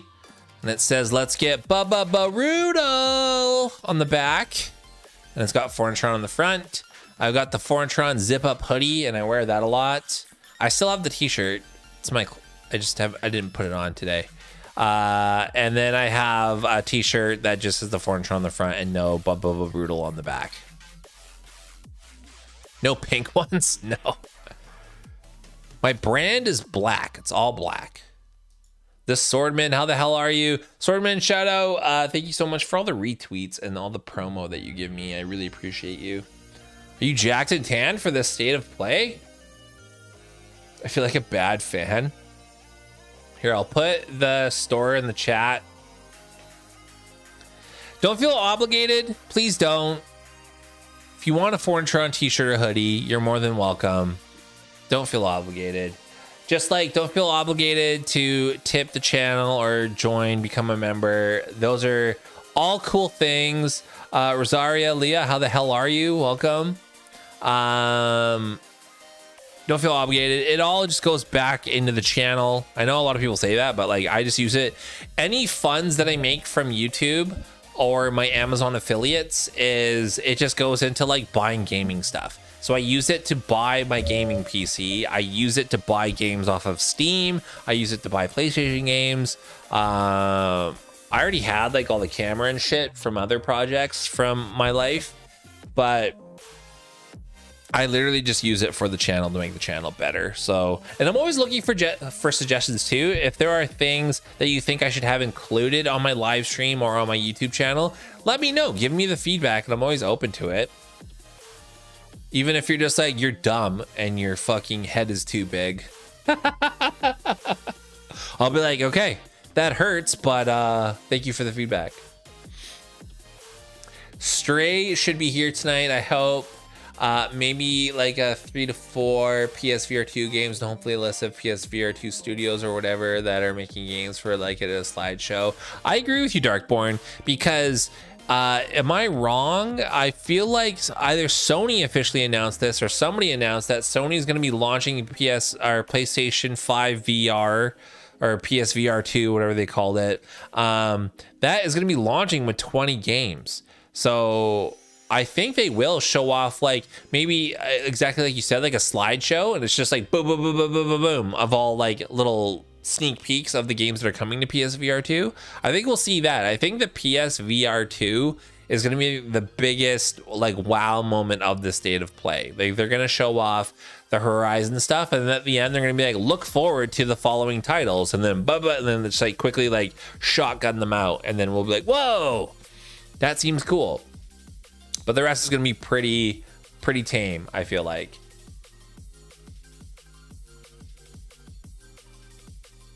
Good to see you. It's good to see you here too. It's good to see all of you here. Thank you so much. Again, anyone just joining now, make sure that you like the stream. Let's get that like count up. Let's try for 30 likes during the stream. It's a bit high, but hey, we'll get there.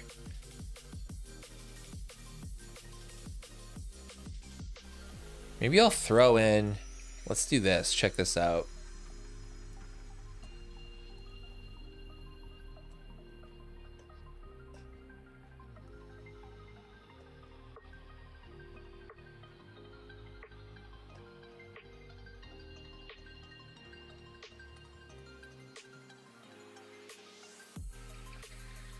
So don't just take my word for it. Let's see what you guys think. Do you think Final Fantasy 16 will be shown off today? No, I've seen people play Beat Saber. That was my thing with VR before. Like VR was a cool concept, but I felt like it was a gimmick, as it was so in its infancy that all you could really do was make gimmicky games like a Beat Saber. And I know my best friend had the original PSVR, and like it was just a lot of, they weren't really games, they were just like it was like this thing where you went into a shark cage and they lowered you down, and then these sharks like come and attack you. It's like not really a game as it is like a 3D VR experience, and I just felt like that's what a lot of what was happening in VR.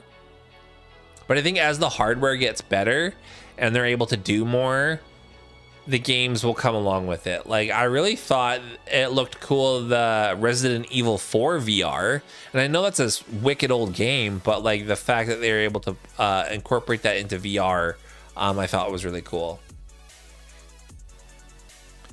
So got a bunch of you already saying yes, we will see Final Fantasy 16 at the show today. I don't think we will, but hey, I'm down to be proven wrong. We're getting down to it, everybody. 17 minutes. And we're going to be watching this shit. Let's change these beats up.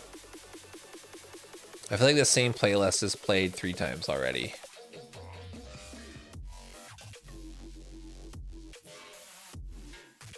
There was another one that...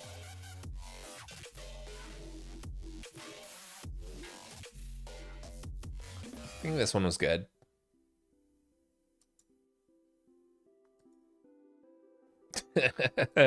Shout out to Harris Heller for the 6 stream beats that he makes for free for all of us streamers.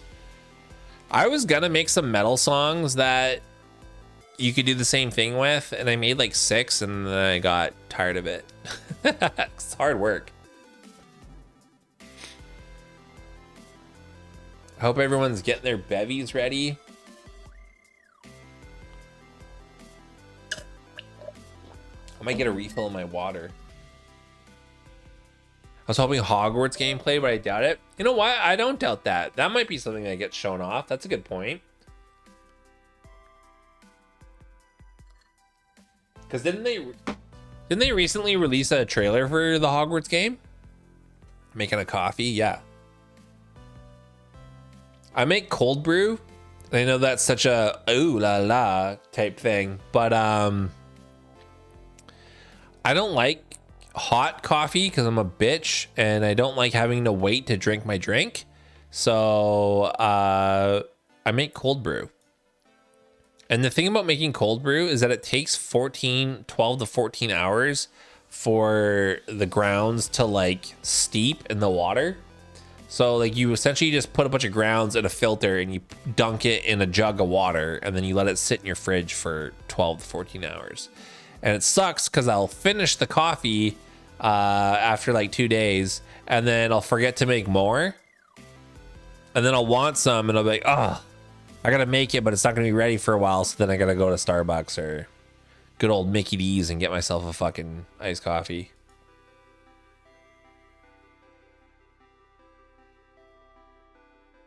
You think that's why? Yeah, but they still gotta hype it up. I think it might be a good opportunity for them to like even just show the same trailer, maybe cut a little bit different.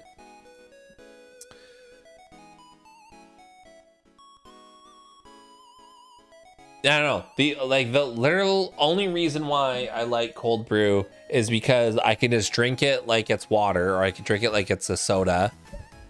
And I just get the caffeine fix that I'm looking for. I don't put anything in it. I don't put cream or sugar in it.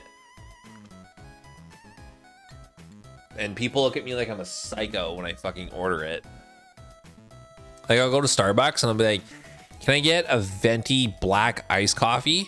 And they're just like, a black iced coffee? They're like, you don't want any cream or sugar? And I'm like, nope. And they're like, so just plain black iced coffee? And I was like, yep. And they're like, okay. And then they give it to me and they're like, so healthy. And I'm like, is it? I'm like, it's a fucking iced coffee. It's a big thing of caffeine. Oh, we got a countdown now.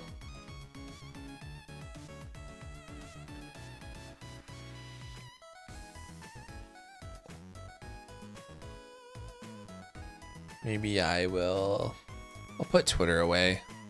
Just make this full screen.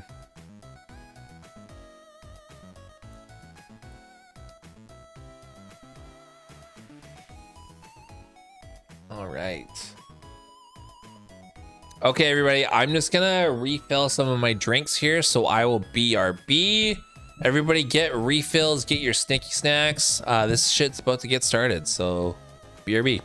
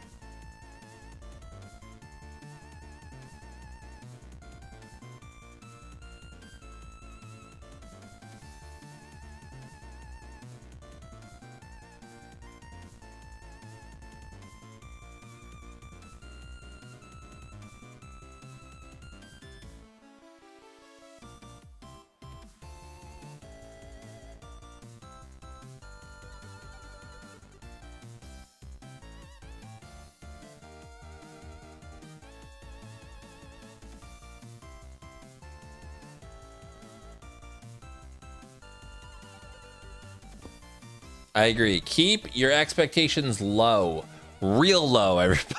You know what I hate? I hate, like, again, I'm not a fan of the whole Xbox versus PlayStation crowd. I don't like the console war shit. Like, I just think it's a big circle jerk. But it's always funny when, like, the Xbox dudes, the Xbox crew will, like, watch a state of play and then they'll dunk on PlayStation for how shitty the state of play was. They'll be like, look how shit, like you barely, like, all you announce all these dumb games, like your console shit. It's just like, who are you to say anything? Like, dude, you had 2 games and they both got delayed. So you had a fucking, like, write off of a year for 2022 with all of your no games that got announced. And it's like the state of play could be the shittiest event ever and it's still like, you still have no grounds to be talking shit. I just find that funny.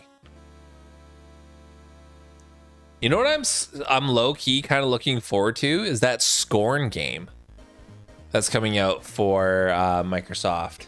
So PC and Xbox. Because it's got like H.R. Geiger alien vibes. It's very sexual and it looks awkward and hilarious.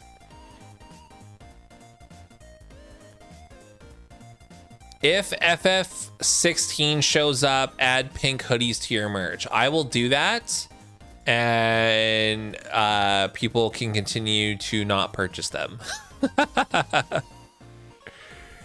Okay, I just want to real quick.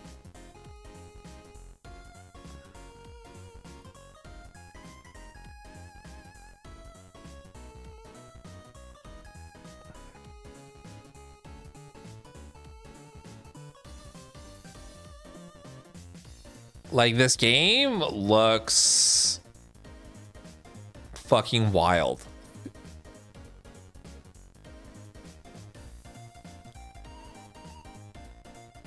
I know I can just, like, go into another tab and maybe that's what I should do.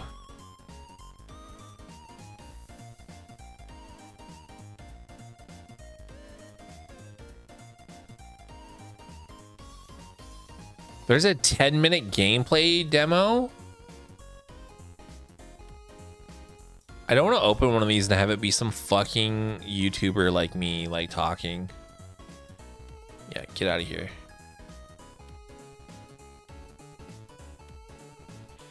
So this is Scorn, everybody. This is not going to be announced. This is a Microsoft game. But, like, they haven't really shown what type of game it is. It looks like a first-person kind of horror-esque game shooter. I don't know. But I literally will play this even if it's trash because of how fucking hard it goes after H.R. Geiger's alien concepts.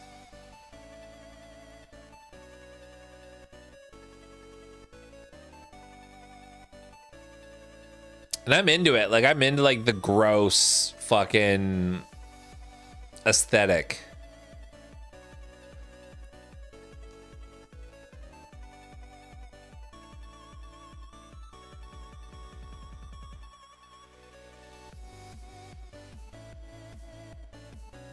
Like, that's weird.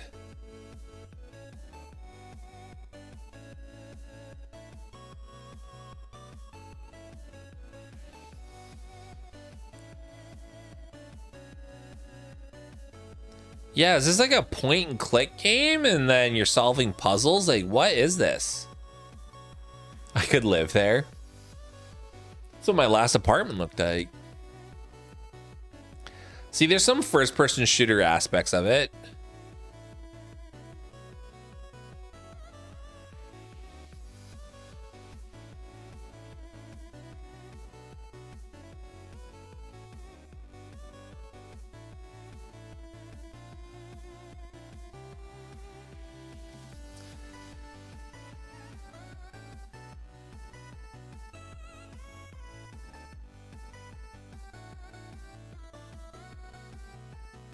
Yeah, it looks so gross and weird. I'm not gonna lie, it's not usually a good sign when you don't show off that much about your game. It's probably gonna be dog shit, but I still want to play it day one just to get into that. Need bingo board for next event, maybe. Bingo board. Scoring looks like it could be a gem or absolute trash fire. I feel like it's gonna be the latter for sure, but I'm still gonna play it. Thoughts on Space Marine 2? I haven't seen that. Steel Rising is getting a few good early reviews. I know you'd extremely picky about Souls legs, but this game could be cool. Why are you guys offering all of these like cool suggestions to look at like 6 minutes before the fucking state of play starts? Okay, let's look at let's just be fair. And Space Marine 2. Let's see that. Space Marine. If I could fucking spell.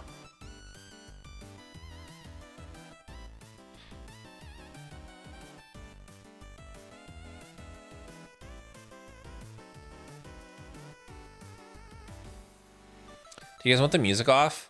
Here, let's Actually, Space Marine 2 is an amazing honor, and I'm very excited about it. There are millions of people that love this franchise. And one of the scary things about this franchise is that there are millions of people that love this franchise.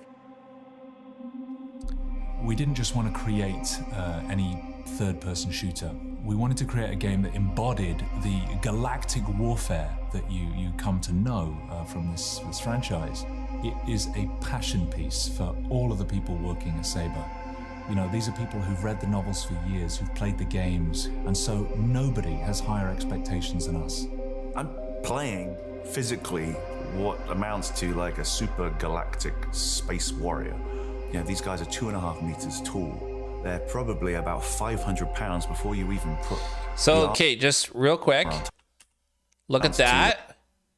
So they're just capturing face data for the CGI cutscene, but like he's still in a fucking booth. And it's like, that makes more sense. Like you could do that. You don't need them acting out all the shit in like full mocap suit. Fuck you. Space warrior. You know, these guys are 2.5 meters tall. They're probably about 500 pounds before you even put the armor on top of them, and their armor, it's ginormous. That's what I thought too. I was like, is this Warhammer or whatever that tabletop game is? Oh, no, never mind. They are in fucking mocap suits. It's pretty amazing. See, get the fuck out of the mocap suits. Like, look how ridiculous that shit is. Like, how is that like, yeah, you're copying the data of them moving, but I feel like mocap animation just like no matter how good it is, it fucking looks off. It just looks weird. Like just hand animate most of it. Most human beings in this world will never see a space marine. They're the stuff of legends. They're known as the angels. They do death. want games to be movies, and it makes me sick. When one appears on the battlefield, it's like seeing an angel of God. Well, Titus is, you know, he's been there, done that, seen more than all the other Ultramarines. He's an apex predator. Yeah, everything he does with purpose, everything with intention, everything with extreme power. Your passion gives me life. Books will have expectations about how Space Marines fight. Cool. This isn't none of that's gameplay. That's just like the intro cinematic. One of my favorite that's gameplay. parts of the trailer release at the Game Awards was watching the feedback that people gave afterwards. And I saw all this excitement over just a tiny few snippets of gameplay. And I just kept thinking, wait till you see what we got for you. Wait till you see what's next. Company hypes up product. Wait till you see what's next. Space Marine, sure. It probably looks okay.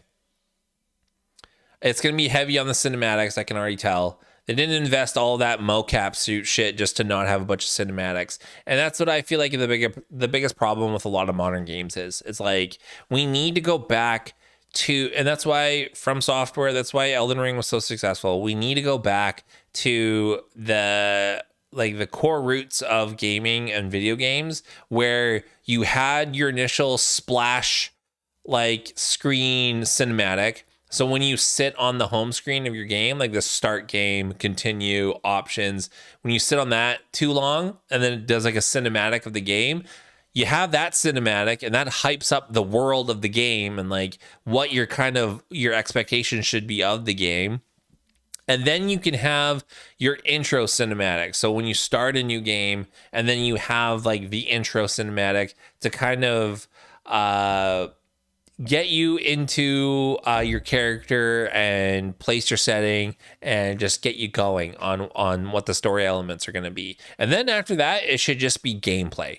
It should just be gameplay. And then at major core events, then you can have little sprinkles of cinematics to kind of emphasize the moment. And I think we need to get back to that. And I'm fucking sick of all these games that just like have so many cinematics that to the point where they're like, okay, well, the player's going to get exhausted, so we have to fit in this moment where they can interact with the cinematic, but it's still kind of the cinematic. And it's like, get the fuck out of here with that. Get the fuck out of the mocap suit, get back in the booth, record your voice lines, hand animate the fucking game, and just let us play. Let us play. I don't want to be forced to do anything, and I'm fucking sick of it.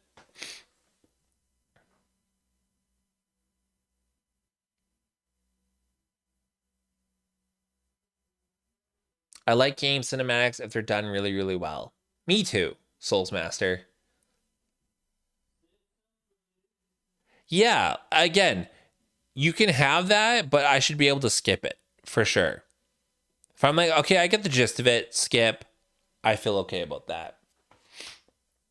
All right, is everybody pumped for this? You all got your drinksies? Okay, let's look at this this poll here. So 6 of you voted. Do you think Final Fantasy 16 will be shown today? 67% of you say yes. 33% of you say no. So like, what is 67% of 6? I don't know. So was that like 2 of you say no?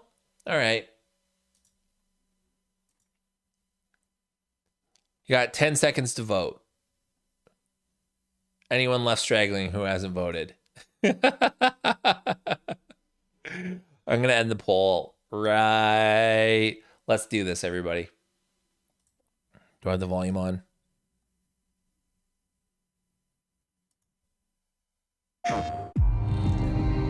Let me know if the volume's loud enough.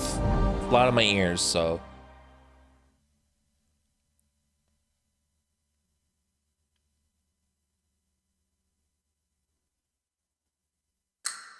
Okay, so this is a 2023 game.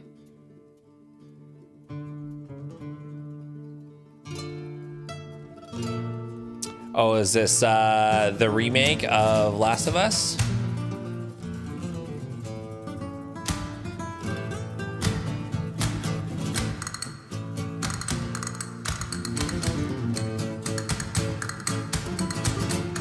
Oh, here we go. Resident Evil 4 remake. Who's asking for this?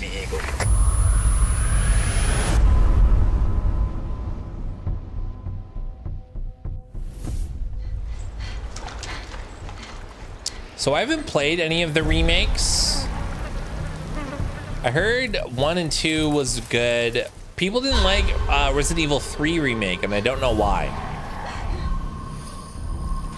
So hopefully 4 is better. So Dak 3 and 4 are coming. Guess you, me, picked the wrong spot to vacation, eh?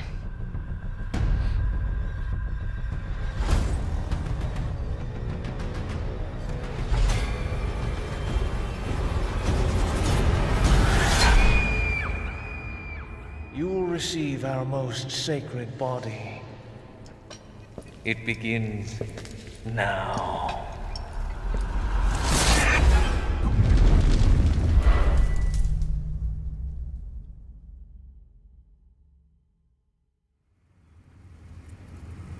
If I could just forget what happened that night. The pain. Even for a second. This time, it can be The leak was real. It has to. I think someone did leak screenshots of this beforehand. March 24th, 2023. Makes sense. I think they're probably using the same engine as RE8 and a lot of the same assets. Oh, first PSVR 2 game announced. State of Play returns, and we've got some great PlayStation updates to share with you today. And thanks to Capcom for kicking it off with Resident Evil 4, coming to PS5 with PlayStation VR2 content also in development. Now let's get a sneak peek at 4 games in development for PlayStation VR2. Oh, here we go. They're getting right into it. Now, let's take a look at him.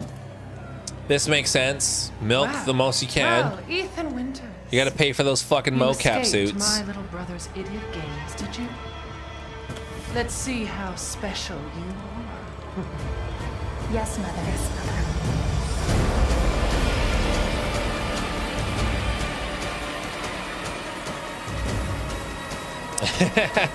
Mother. Random entertainment. You are.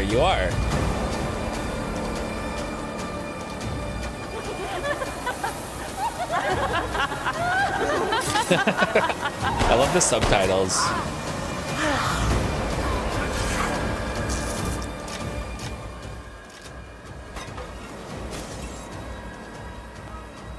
Man, blood. Oh, be careful what you wish for, Ethan Winters. This shit is really loud in my ears.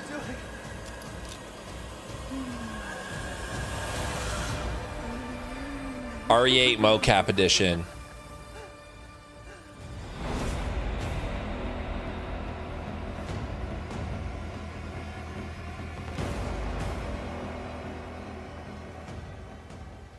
That's one thing you got to get rid of with VR games. Like, you see all that micro jitter you get because I guess you can't hold your head perfectly still when you've got a VR headset on. Of all people have the audacity to question me? You, who emerged from the putrid waters of the bayou to plunder our righteous gains and cut our throats like a demon in the night. What have you done to ensure the future of this forsaken city? You, who have brought nothing but chaos.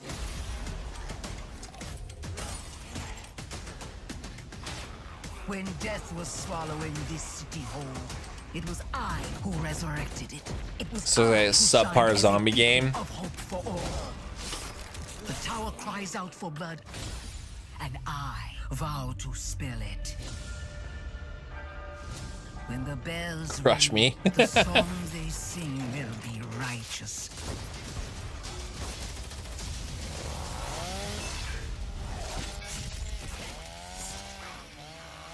Welcome home, tourist.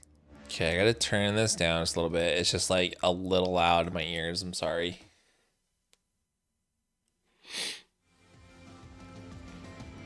Yeah, but you can't do the mods like you can on PC though, where you can like put her in like a corset and shit.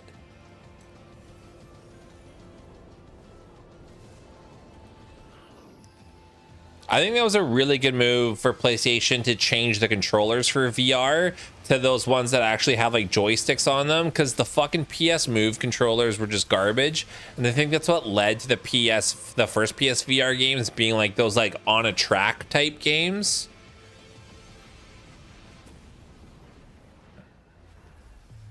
Oh, No Man's Sky VR.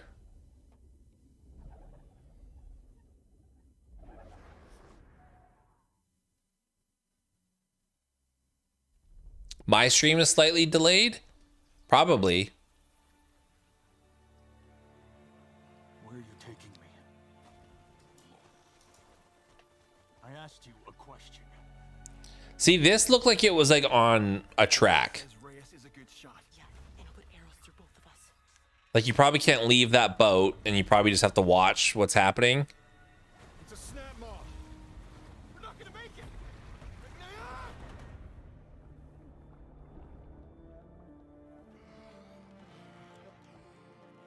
Okay, and then you get the fuck out of the boat. Had me released from prison. But why? Redemption is still possible, Reyes. A Disneyland ride, yeah. Climb the mountain. Find out why the machines are attacking.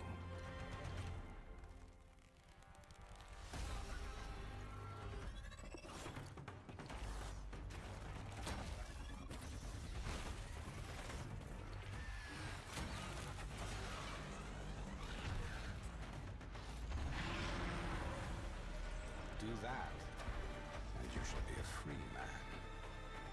It will take all your wits, your skills, and courage.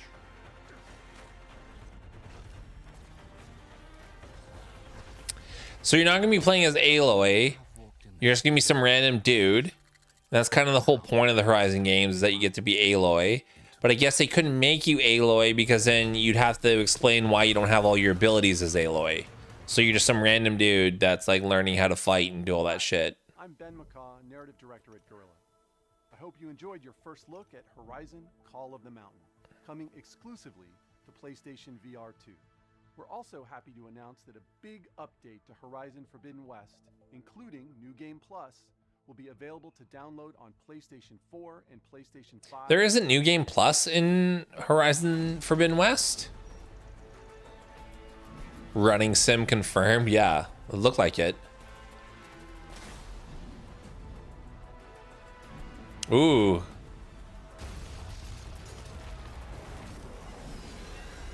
Ultra hard difficulty, sweet.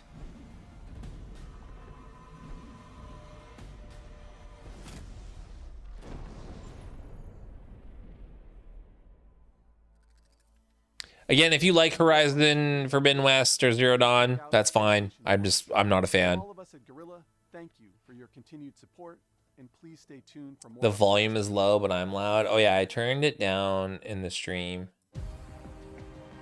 Get ready, a PlayStation fan That should be better. is coming to PC.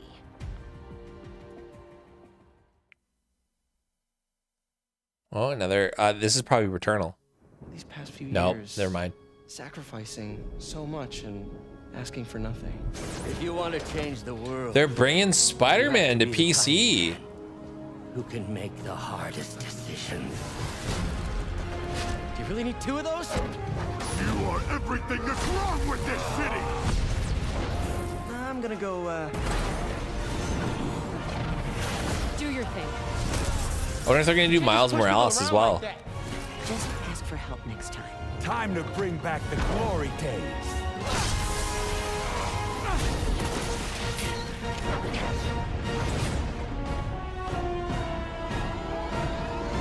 Did you just leave your clothes on the kitchen floor? Seeing a lot of like Xbox dudes are gonna be like, see, look, all the shit's coming day one. It's like, no, you dummies. They are putting like this. Oh, Stray, someone's getting their game.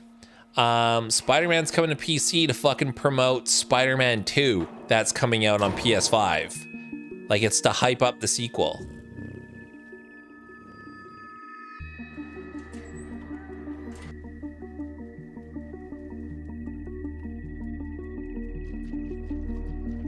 This is fucking hilarious that this game is going to exist.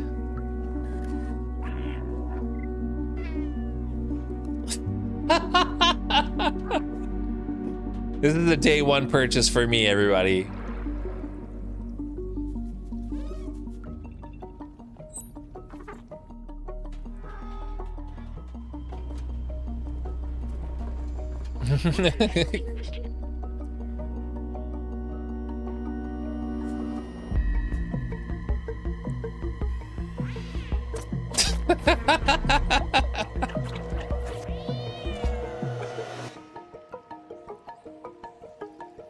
Ridiculous. Please let me pay $70 for this game. Not actual gameplay. Aw.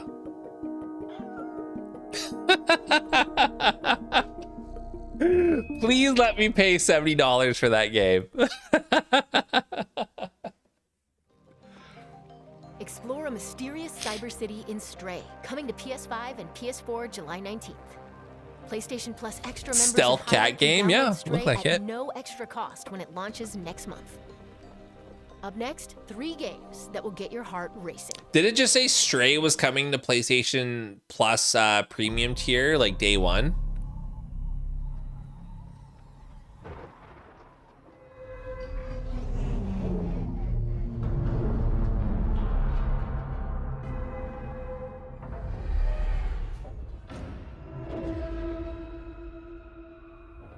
Take a look outside. Did you know that they call Callisto the Dead Moon? Is that that guy from Death Stranding doing the voice? Just like you would have been if I hadn't fished you out of that wreck. So whatever you're holding on to right there, what's that's your next? old life. You gotta let that go. Because your new life is entirely in my hands. Oh no, this is that that trying to give you first-person shooter from the people who left the Call of Duty team.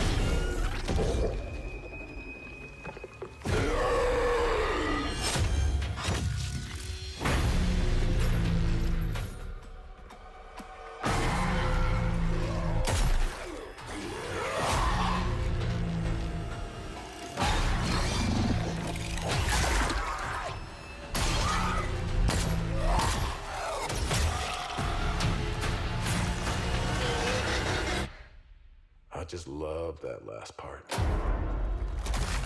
This looks cool. I'm not gonna lie. Does look Dead Spacey. I've played an hour of Dead Space.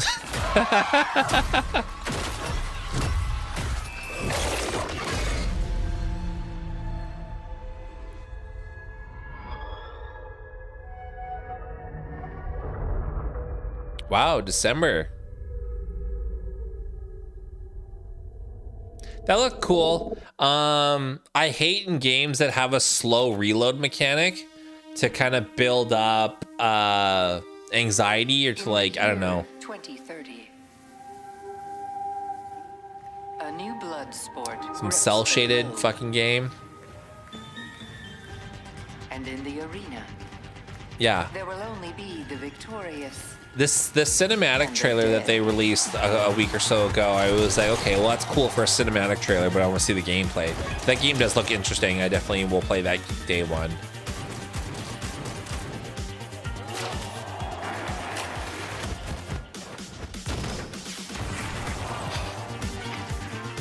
Okay, this game kind of looks fun. You know what, everybody? I was wrong. I'm already proven wrong. The state of play is pretty cool, actually, so far. Even if, like, every other game is a fucking hot dump after this, these few games so far look fun.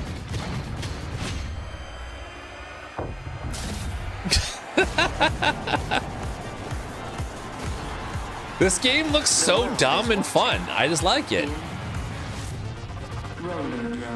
Roller Drome? That's such a rad name. I'm buying that day one. Put me down for Roller Drome. I'm not even being funny. That fucking looked fun. Things will ever be normal again. He has a heart after all. Hey, look, it's Sekiro. He lost his arm. And now he got a prosthetic arm.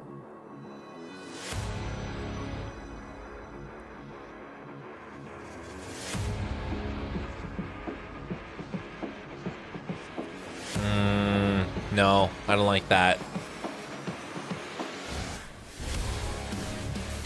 I don't like games that like have like a big fucking square button that's like press square right now. Don't you want science in your corner? Weep game.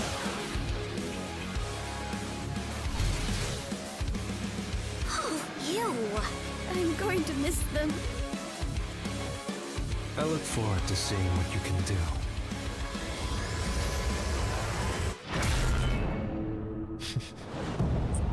This is for you, Swordman.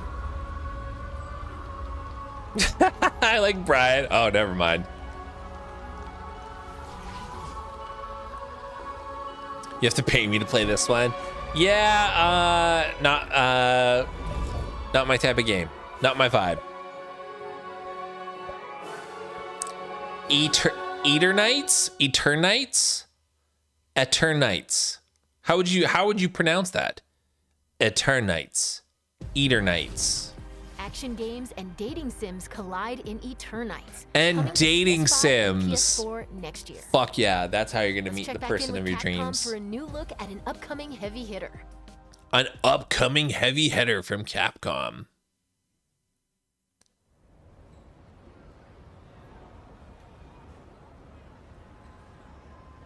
Is this Street Fighter 16?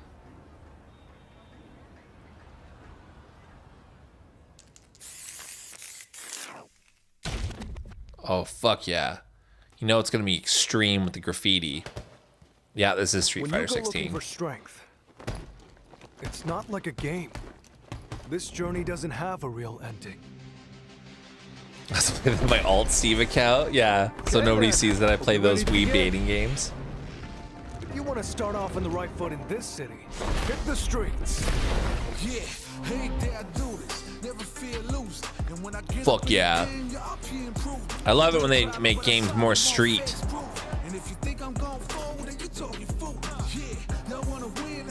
Oh, it's 6. Yeah, not 16. Sorry. This is 100% Street Fighter 6.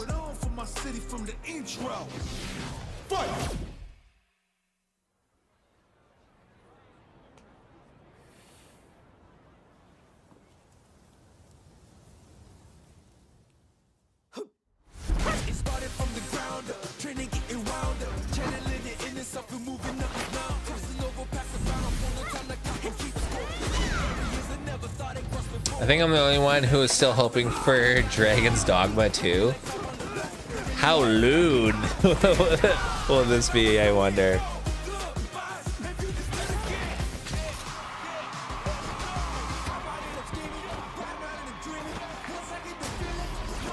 The top player is here. Let me have some fun. Ready? Then show me. This will be a good fight.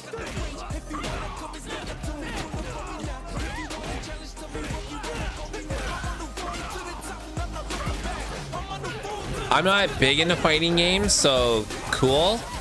I'm excited to see Maximilian Dude's breakdown of this little bit of the trailer here. I'm sure he's losing his shit right now.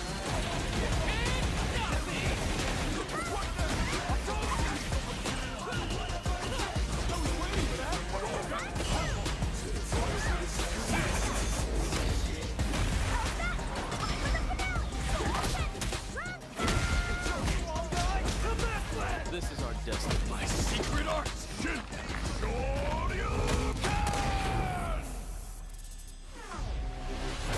Street Fighter 6. I'm glad they changed up the logo a bit. People were making fun of the teaser trailer logo for it because it just looked like, didn't it look like HTML5's fucking logo?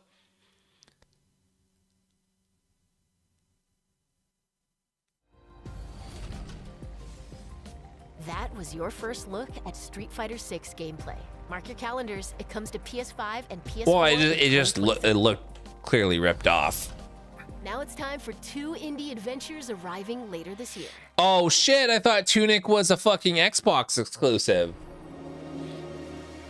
Oh man. PS fanboys are gonna have a fucking heyday with this one.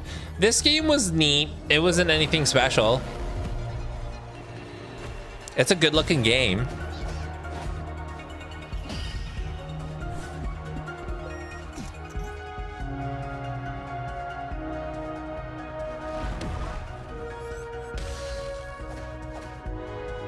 It was funny though, because this game was the first game where I was like, you know what? I would like a little bit more of a story. I would like a little more cutscenes. Because like it has nothing. You literally just start the game.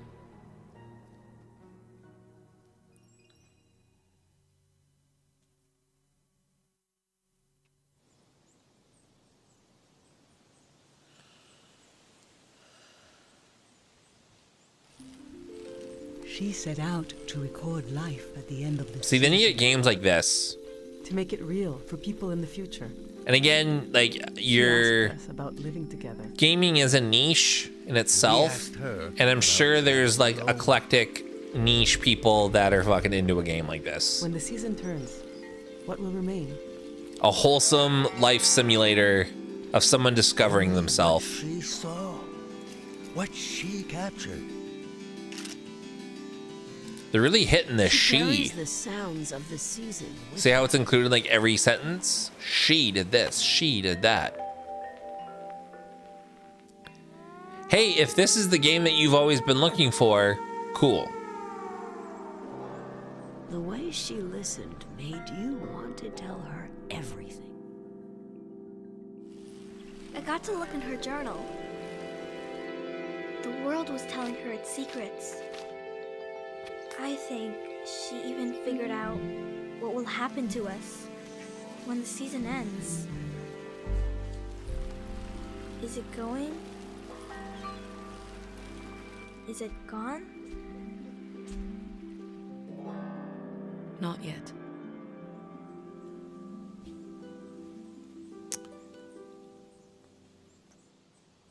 I find it fascinating, the things that some people find entertaining. But good for them. 世界中のゲーマーの皆さんこんにちは。ファイナルファンタジー16プロデューサーの吉田です。Oh, hey, I was wrong again. いよいよファイナルファンタジー16の最新情報をお届けする日がやって Are they going to show anything or just going to talk about it? 最新 Final の Fantasy 16, everybody. ともにインタビューなども始まりますので、ぜひそちらも楽しみにお待ちください。今世界には本当に様々な困難があります。僕らゲーム開発者にはゲームを一生懸命作るということしかできません。ゲームというエンターテインメントを通じてゲーマーの皆さんが心の底から楽しめる時間を提供していきたいと思ってます。それでは最新のトレーラーを Oh, a trailer. Wrong again. I'm going to put on record I was officially wrong about the state of play. So far it's pretty good. There are those who fight to take back control of their fate. Who are we? What are the dominants? The power we wield. It wears away at our very being. It breaks us. It unmakes us. That its Oh, there is Bahamut. That was Ifrit. The icon. I don't know who that was. There's going to be another war, isn't there? Every day we delay brings us closer to disaster. We must move now.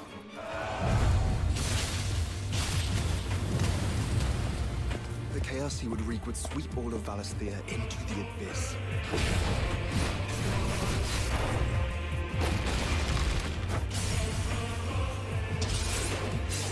We'll all be cyborgs in 30 years. Well, here it is. Unite the dominants, that we may bring an end to the strife. All you Final Fantasy fans, what do you think of the gameplay so far? The combat looks a little busy to me, but again, I'm a soul snob. If I take the field, our duel will shake the island to its foundations.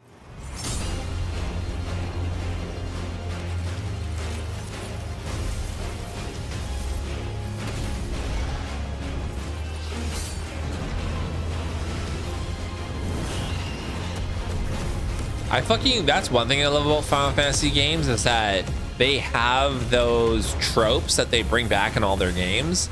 So yeah, you've got to have a Shiva, you've got to have Ifrit, you've got to have Bahamut, you got to have all of them in all your games. And I love that. There will be losses, it is true. Yet for every citizen who falls, another can be bred.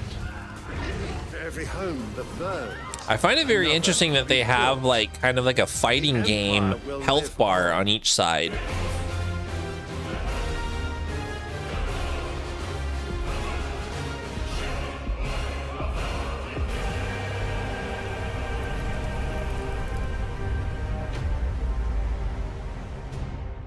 You know what? Like, I'm looking forward to Final Fantasy 16 more than I was Final Fantasy 15. Like 15 always kind of looked kind of weird to me, and it looked boring from when I watched people play it.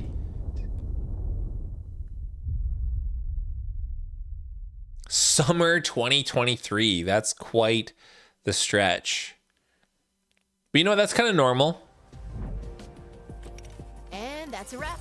Don't forget to visit Wow. PlayStation blog to learn even more about today's announcements. See you next time. That was a good state of play, everybody. That was a good state of play. I'm not gonna lie. I was wrong, and I admit it. Like FromSoftware and patches, exactly. Okay. Wow, I have a few thoughts. Okay, so I'm really shocked that Final Fantasy 16 was shown at this event, because, well, yeah, we all knew it was going to be 30 minutes. These are usually always really short.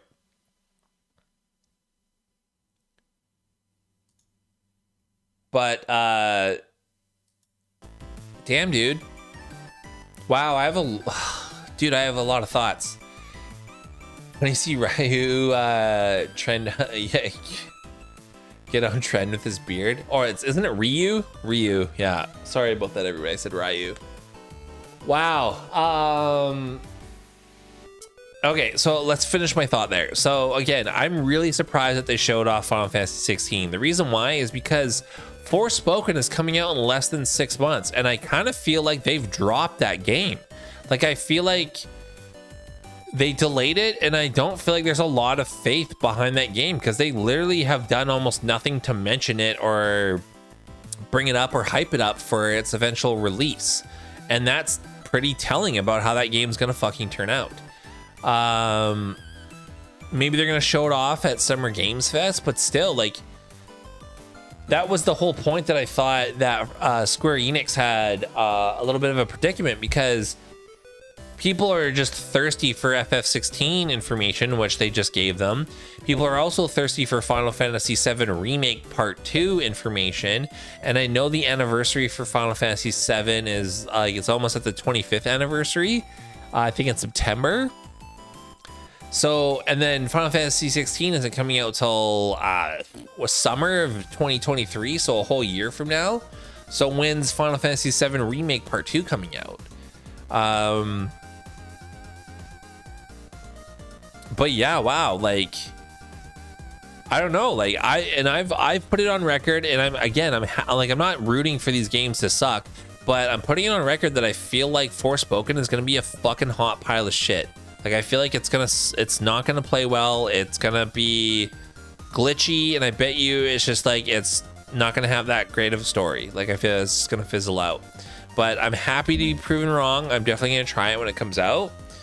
But I just feel like if you knew you had a fucking hot IP on your hands, you would be promoting the shit out of it. And I just don't really see that happening from Square Enix right now. If you guys know any different, let me know. I just feel like I'm not seeing it. Like, I'm just not seeing that much be thrown out there about Forspoken. Those are my thoughts on that. Final Fantasy 16 looked cool. Again, I haven't been into Final Fantasy for a really long time, so I'm not sure how do I feel about a modern day Final Fantasy game, because 15 looked really boring to me.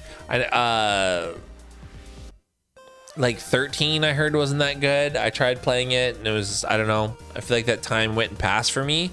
I still haven't played the 7 remake. I will get on that soon, I promise. I know a lot of you have been itching for that. Shit, dude, there's a lot to go over. Let's what was that FPS game from? It was like the Callisto Project or whatever the hell it was called.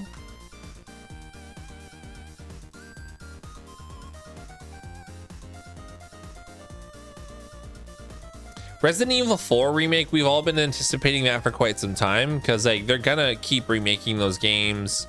They have the engine for it. You can really just bang those together.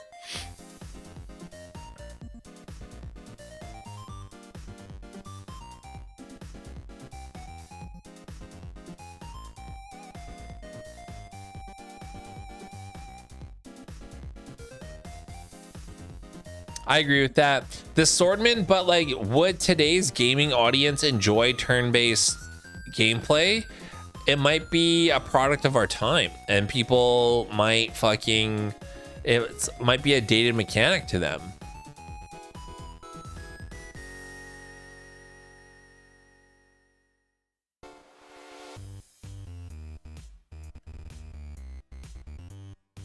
Somebody help me out. What was the name of that fucking game?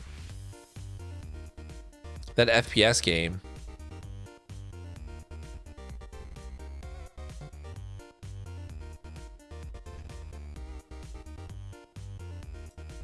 I'm all the gaming websites and they don't have updates for...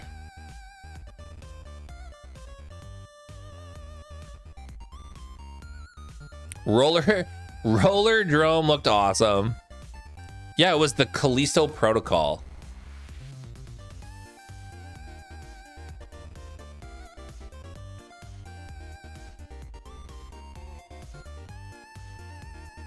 So the Callisto Protocol looked interesting because I thought it was just going to be an FPS game, but it's not. It's third person. It looked third person to me in the trailer.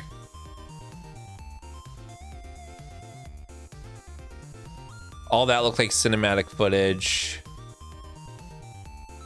Yeah, like from right here, it looked like third person. That was the shot where he was like reloading.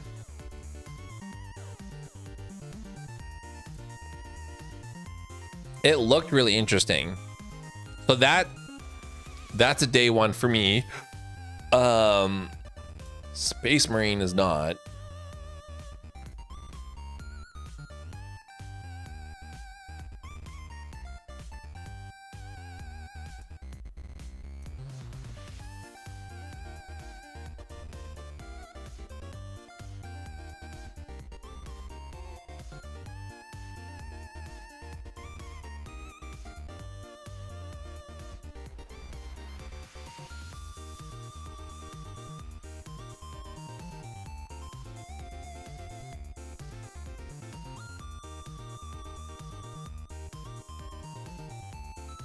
Persona 5 is turn-based. Maybe I should try that out then.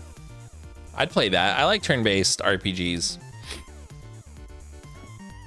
Yeah, like when I saw the cinematic trailer and I heard the people came from the Call of Duty team to this, to make this new studio, I thought for sure it was just going to be like they were going to make their version of Call of Duty. But being a third-person shooter, I'm down for those games if they're done right. I like Doom 2016. Doom Eternal was okay, but I like 2016 more.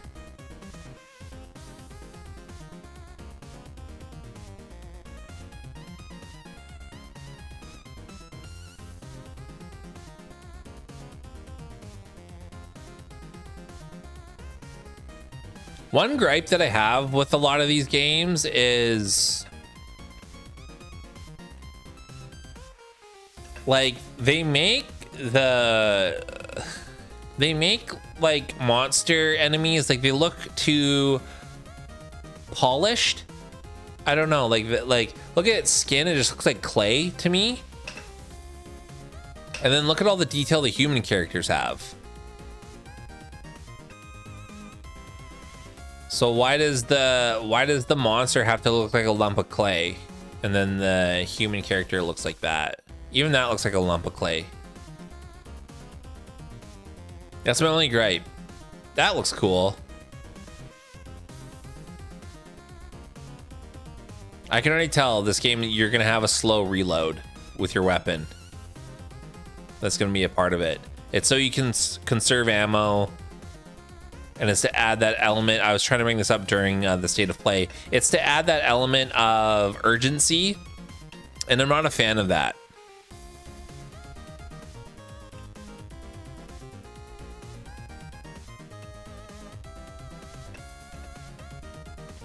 Yeah, like I hate that when you will not like Persona 5. Hilarious.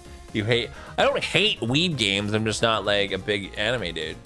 Choosing when to reload will be important, I guess. Exactly. But then I hate that too. You're always like wanting to reload.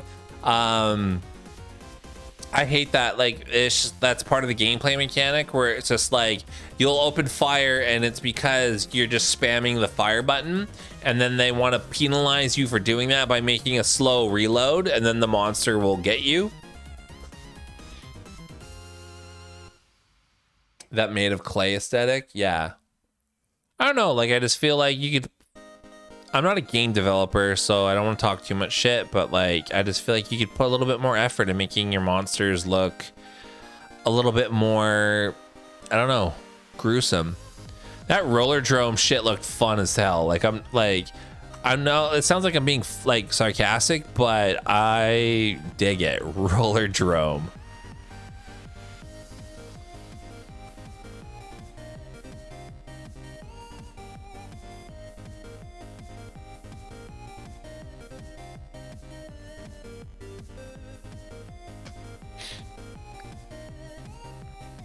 Like at first I was like, oh great, some shitty cell shaded game.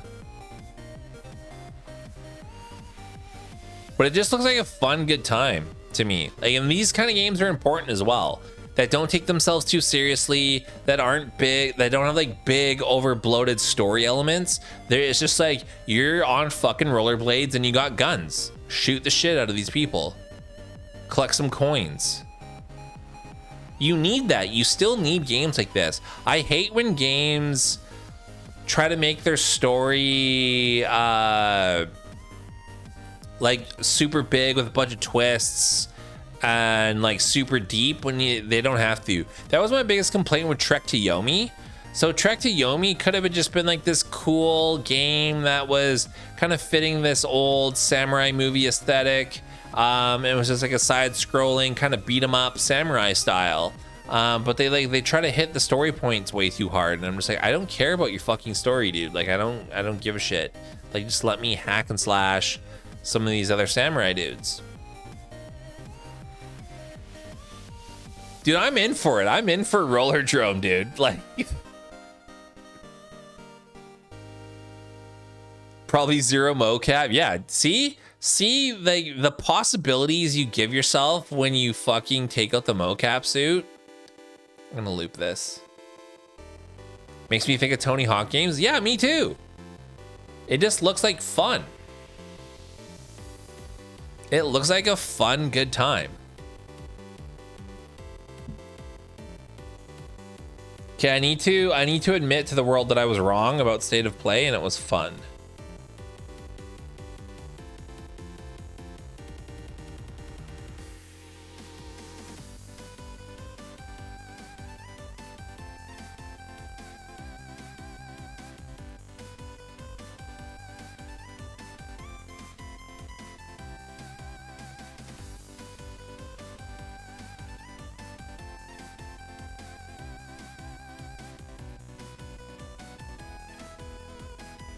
The Callisto Protocol, right? Not the Callisto Project.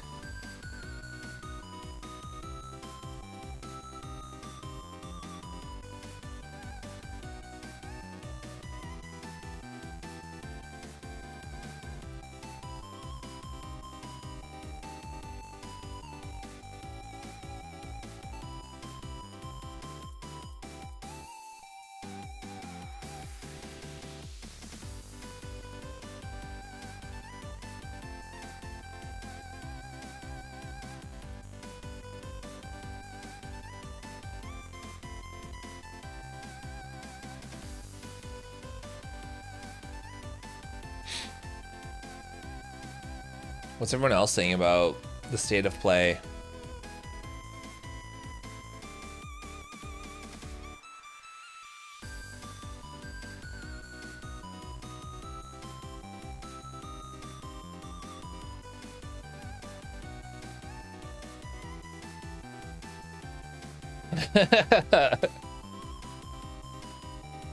Lance McDonald had a really funny tweet. He just put, if I were PlayStation, I would merely announce, and now a fan favorite title is coming to PC, and then have it not be Bloodborne.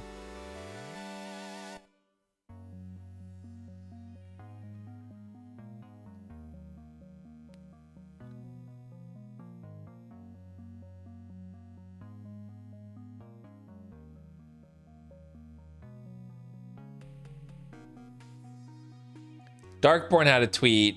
I don't feel like Sony's being random with their releases that are on PC. I feel like every one of them has a reason and a purpose. Spider-Man coming to PC is logical because they're hyping up Spider-Man 2, which is going to be a PS5 exclusive for some time. And how do you hype people up for that release? You fucking re-release a game you've already put out and you open it up to a whole new audience.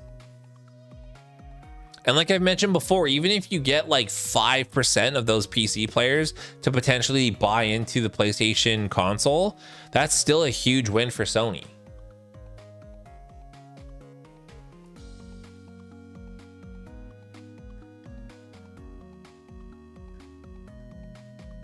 The VR stuff looked promising, I'll say. I'm not entirely sold on PSVR yet, but it looked a lot better than just shit on a rail. The Stray game, amazing.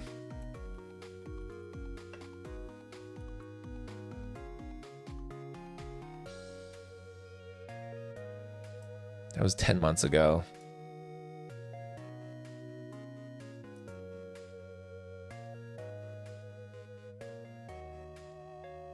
Days Gone was a good one you shelved. Really? I played Days Gone, and again, it was trying to get me too invested too quickly, because it's like his girlfriend gets on the helicopter and then she's like, but what about you? And he's like, I'll catch up with you. And it's like, I was like, kill her. I'm like, I don't give a shit. I'm like, I don't fucking care about this chick or this dude. I hate when they do that. Like, it's just like, I don't, like, you haven't earned my investment into these characters yet, so I don't give a shit if one of them dies.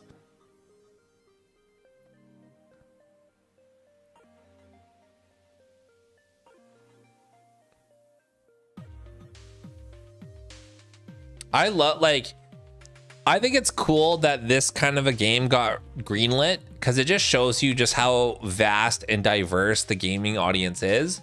Because there's definitely people out there like, yeah, I want to play as a cute cat and then get to run around and do cat things. And it's like, is that a game that I want to play? No, but it doesn't mean there's anything wrong with people that want to play this game. I just think it's fucking hilarious. I hope it does really well for itself.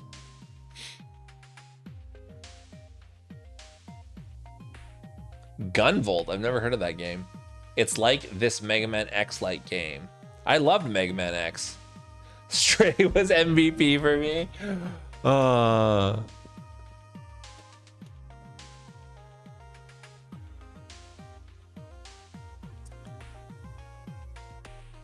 I just happened upon the Saltiest Gaming's live stream.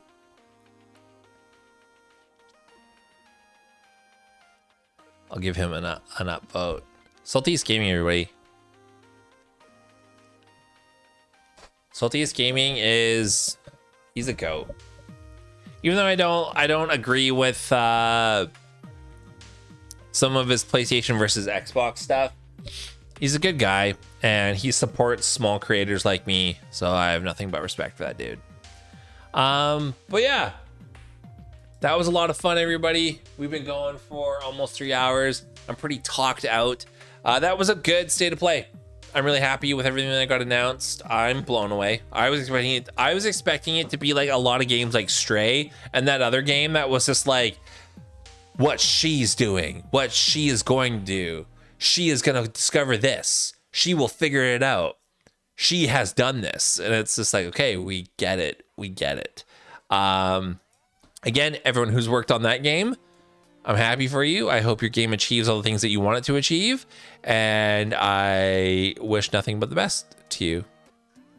And I hope you find the audience that you're looking for.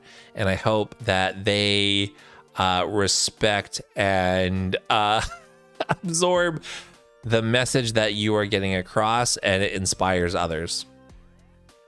There isn't no mention of it on IGN, so damn you, IGN. I thought you were woke, so fuck you, IGN. Maybe Push Squares got it. I'm trying to remember what that game was called. Did they even announce the name for that game? Maybe I was just like too blown away by its premise and I couldn't remember its name. Anyway, random game. I'm happy for you. IGN is useless. Yeah, fuck IGN. I don't like IGN. Thank you everybody for coming by. You're all rad. I'm gonna be doing some more live streaming. I gotta get to work on that video that I promised all of you, so I'm gonna be doing that. And I don't know, maybe I'll play some Final Fantasy VII Remake on stream. We'll see, but I will be back at it this weekend. I'll be streaming tomorrow, so it'll be a full weekend stream, so Friday through Sunday. But yeah, just do me a favor, everybody. It was Breath of the Wild 2. Shut the fuck up.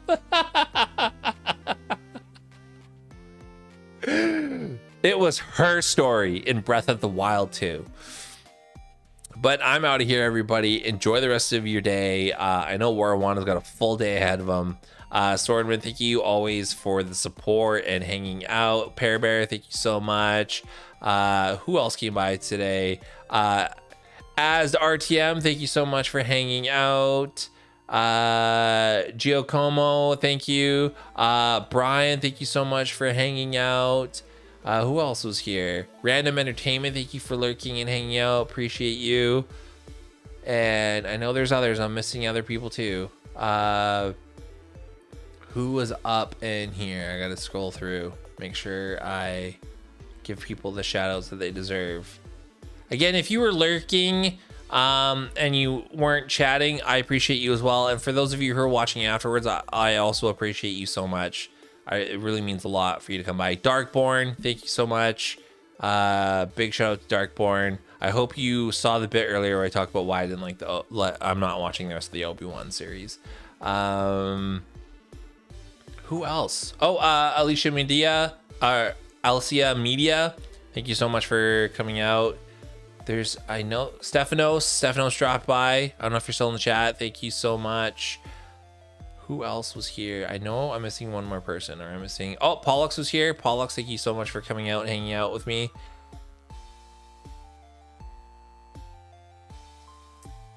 And then I already said to shout out to Random Entertainment. Okay, cool. Well, everybody, that's it. Zelda Link story. Yeah, Zelda instead of Link story. No longer Link. Forget Link. It's about her. Thank you so much, everybody. I really appreciate you. It makes it a whole lot of fun. I'm really happy that we're building this small community and it's growing. And yeah, it means a lot. And I really hope that you like the content that I'm making. I'm trying to make good content that you find entertaining, even though that I shit on mocap suits. And I'm going to continue to shit on mocap suits because I think they're fucking stupid and they belong in Marvel movies and not in video games. Yeah, we're going to have a lot of fun. We're going to continue this. I'm going to be making more content. And yeah, I think it's going to be nothing but good stuff. But happy State of Play, everybody. We got more to come. We've got Summer Game Fest. We've got the Xbox Showcase. A lot of good stuff happening in gaming these days. So I'm gonna send you a mocap suit. Please don't. Please don't. Again, my obligatory shill. Make sure that you are liking this video and you are subscribed to the channel. You get the bell notifications turned on.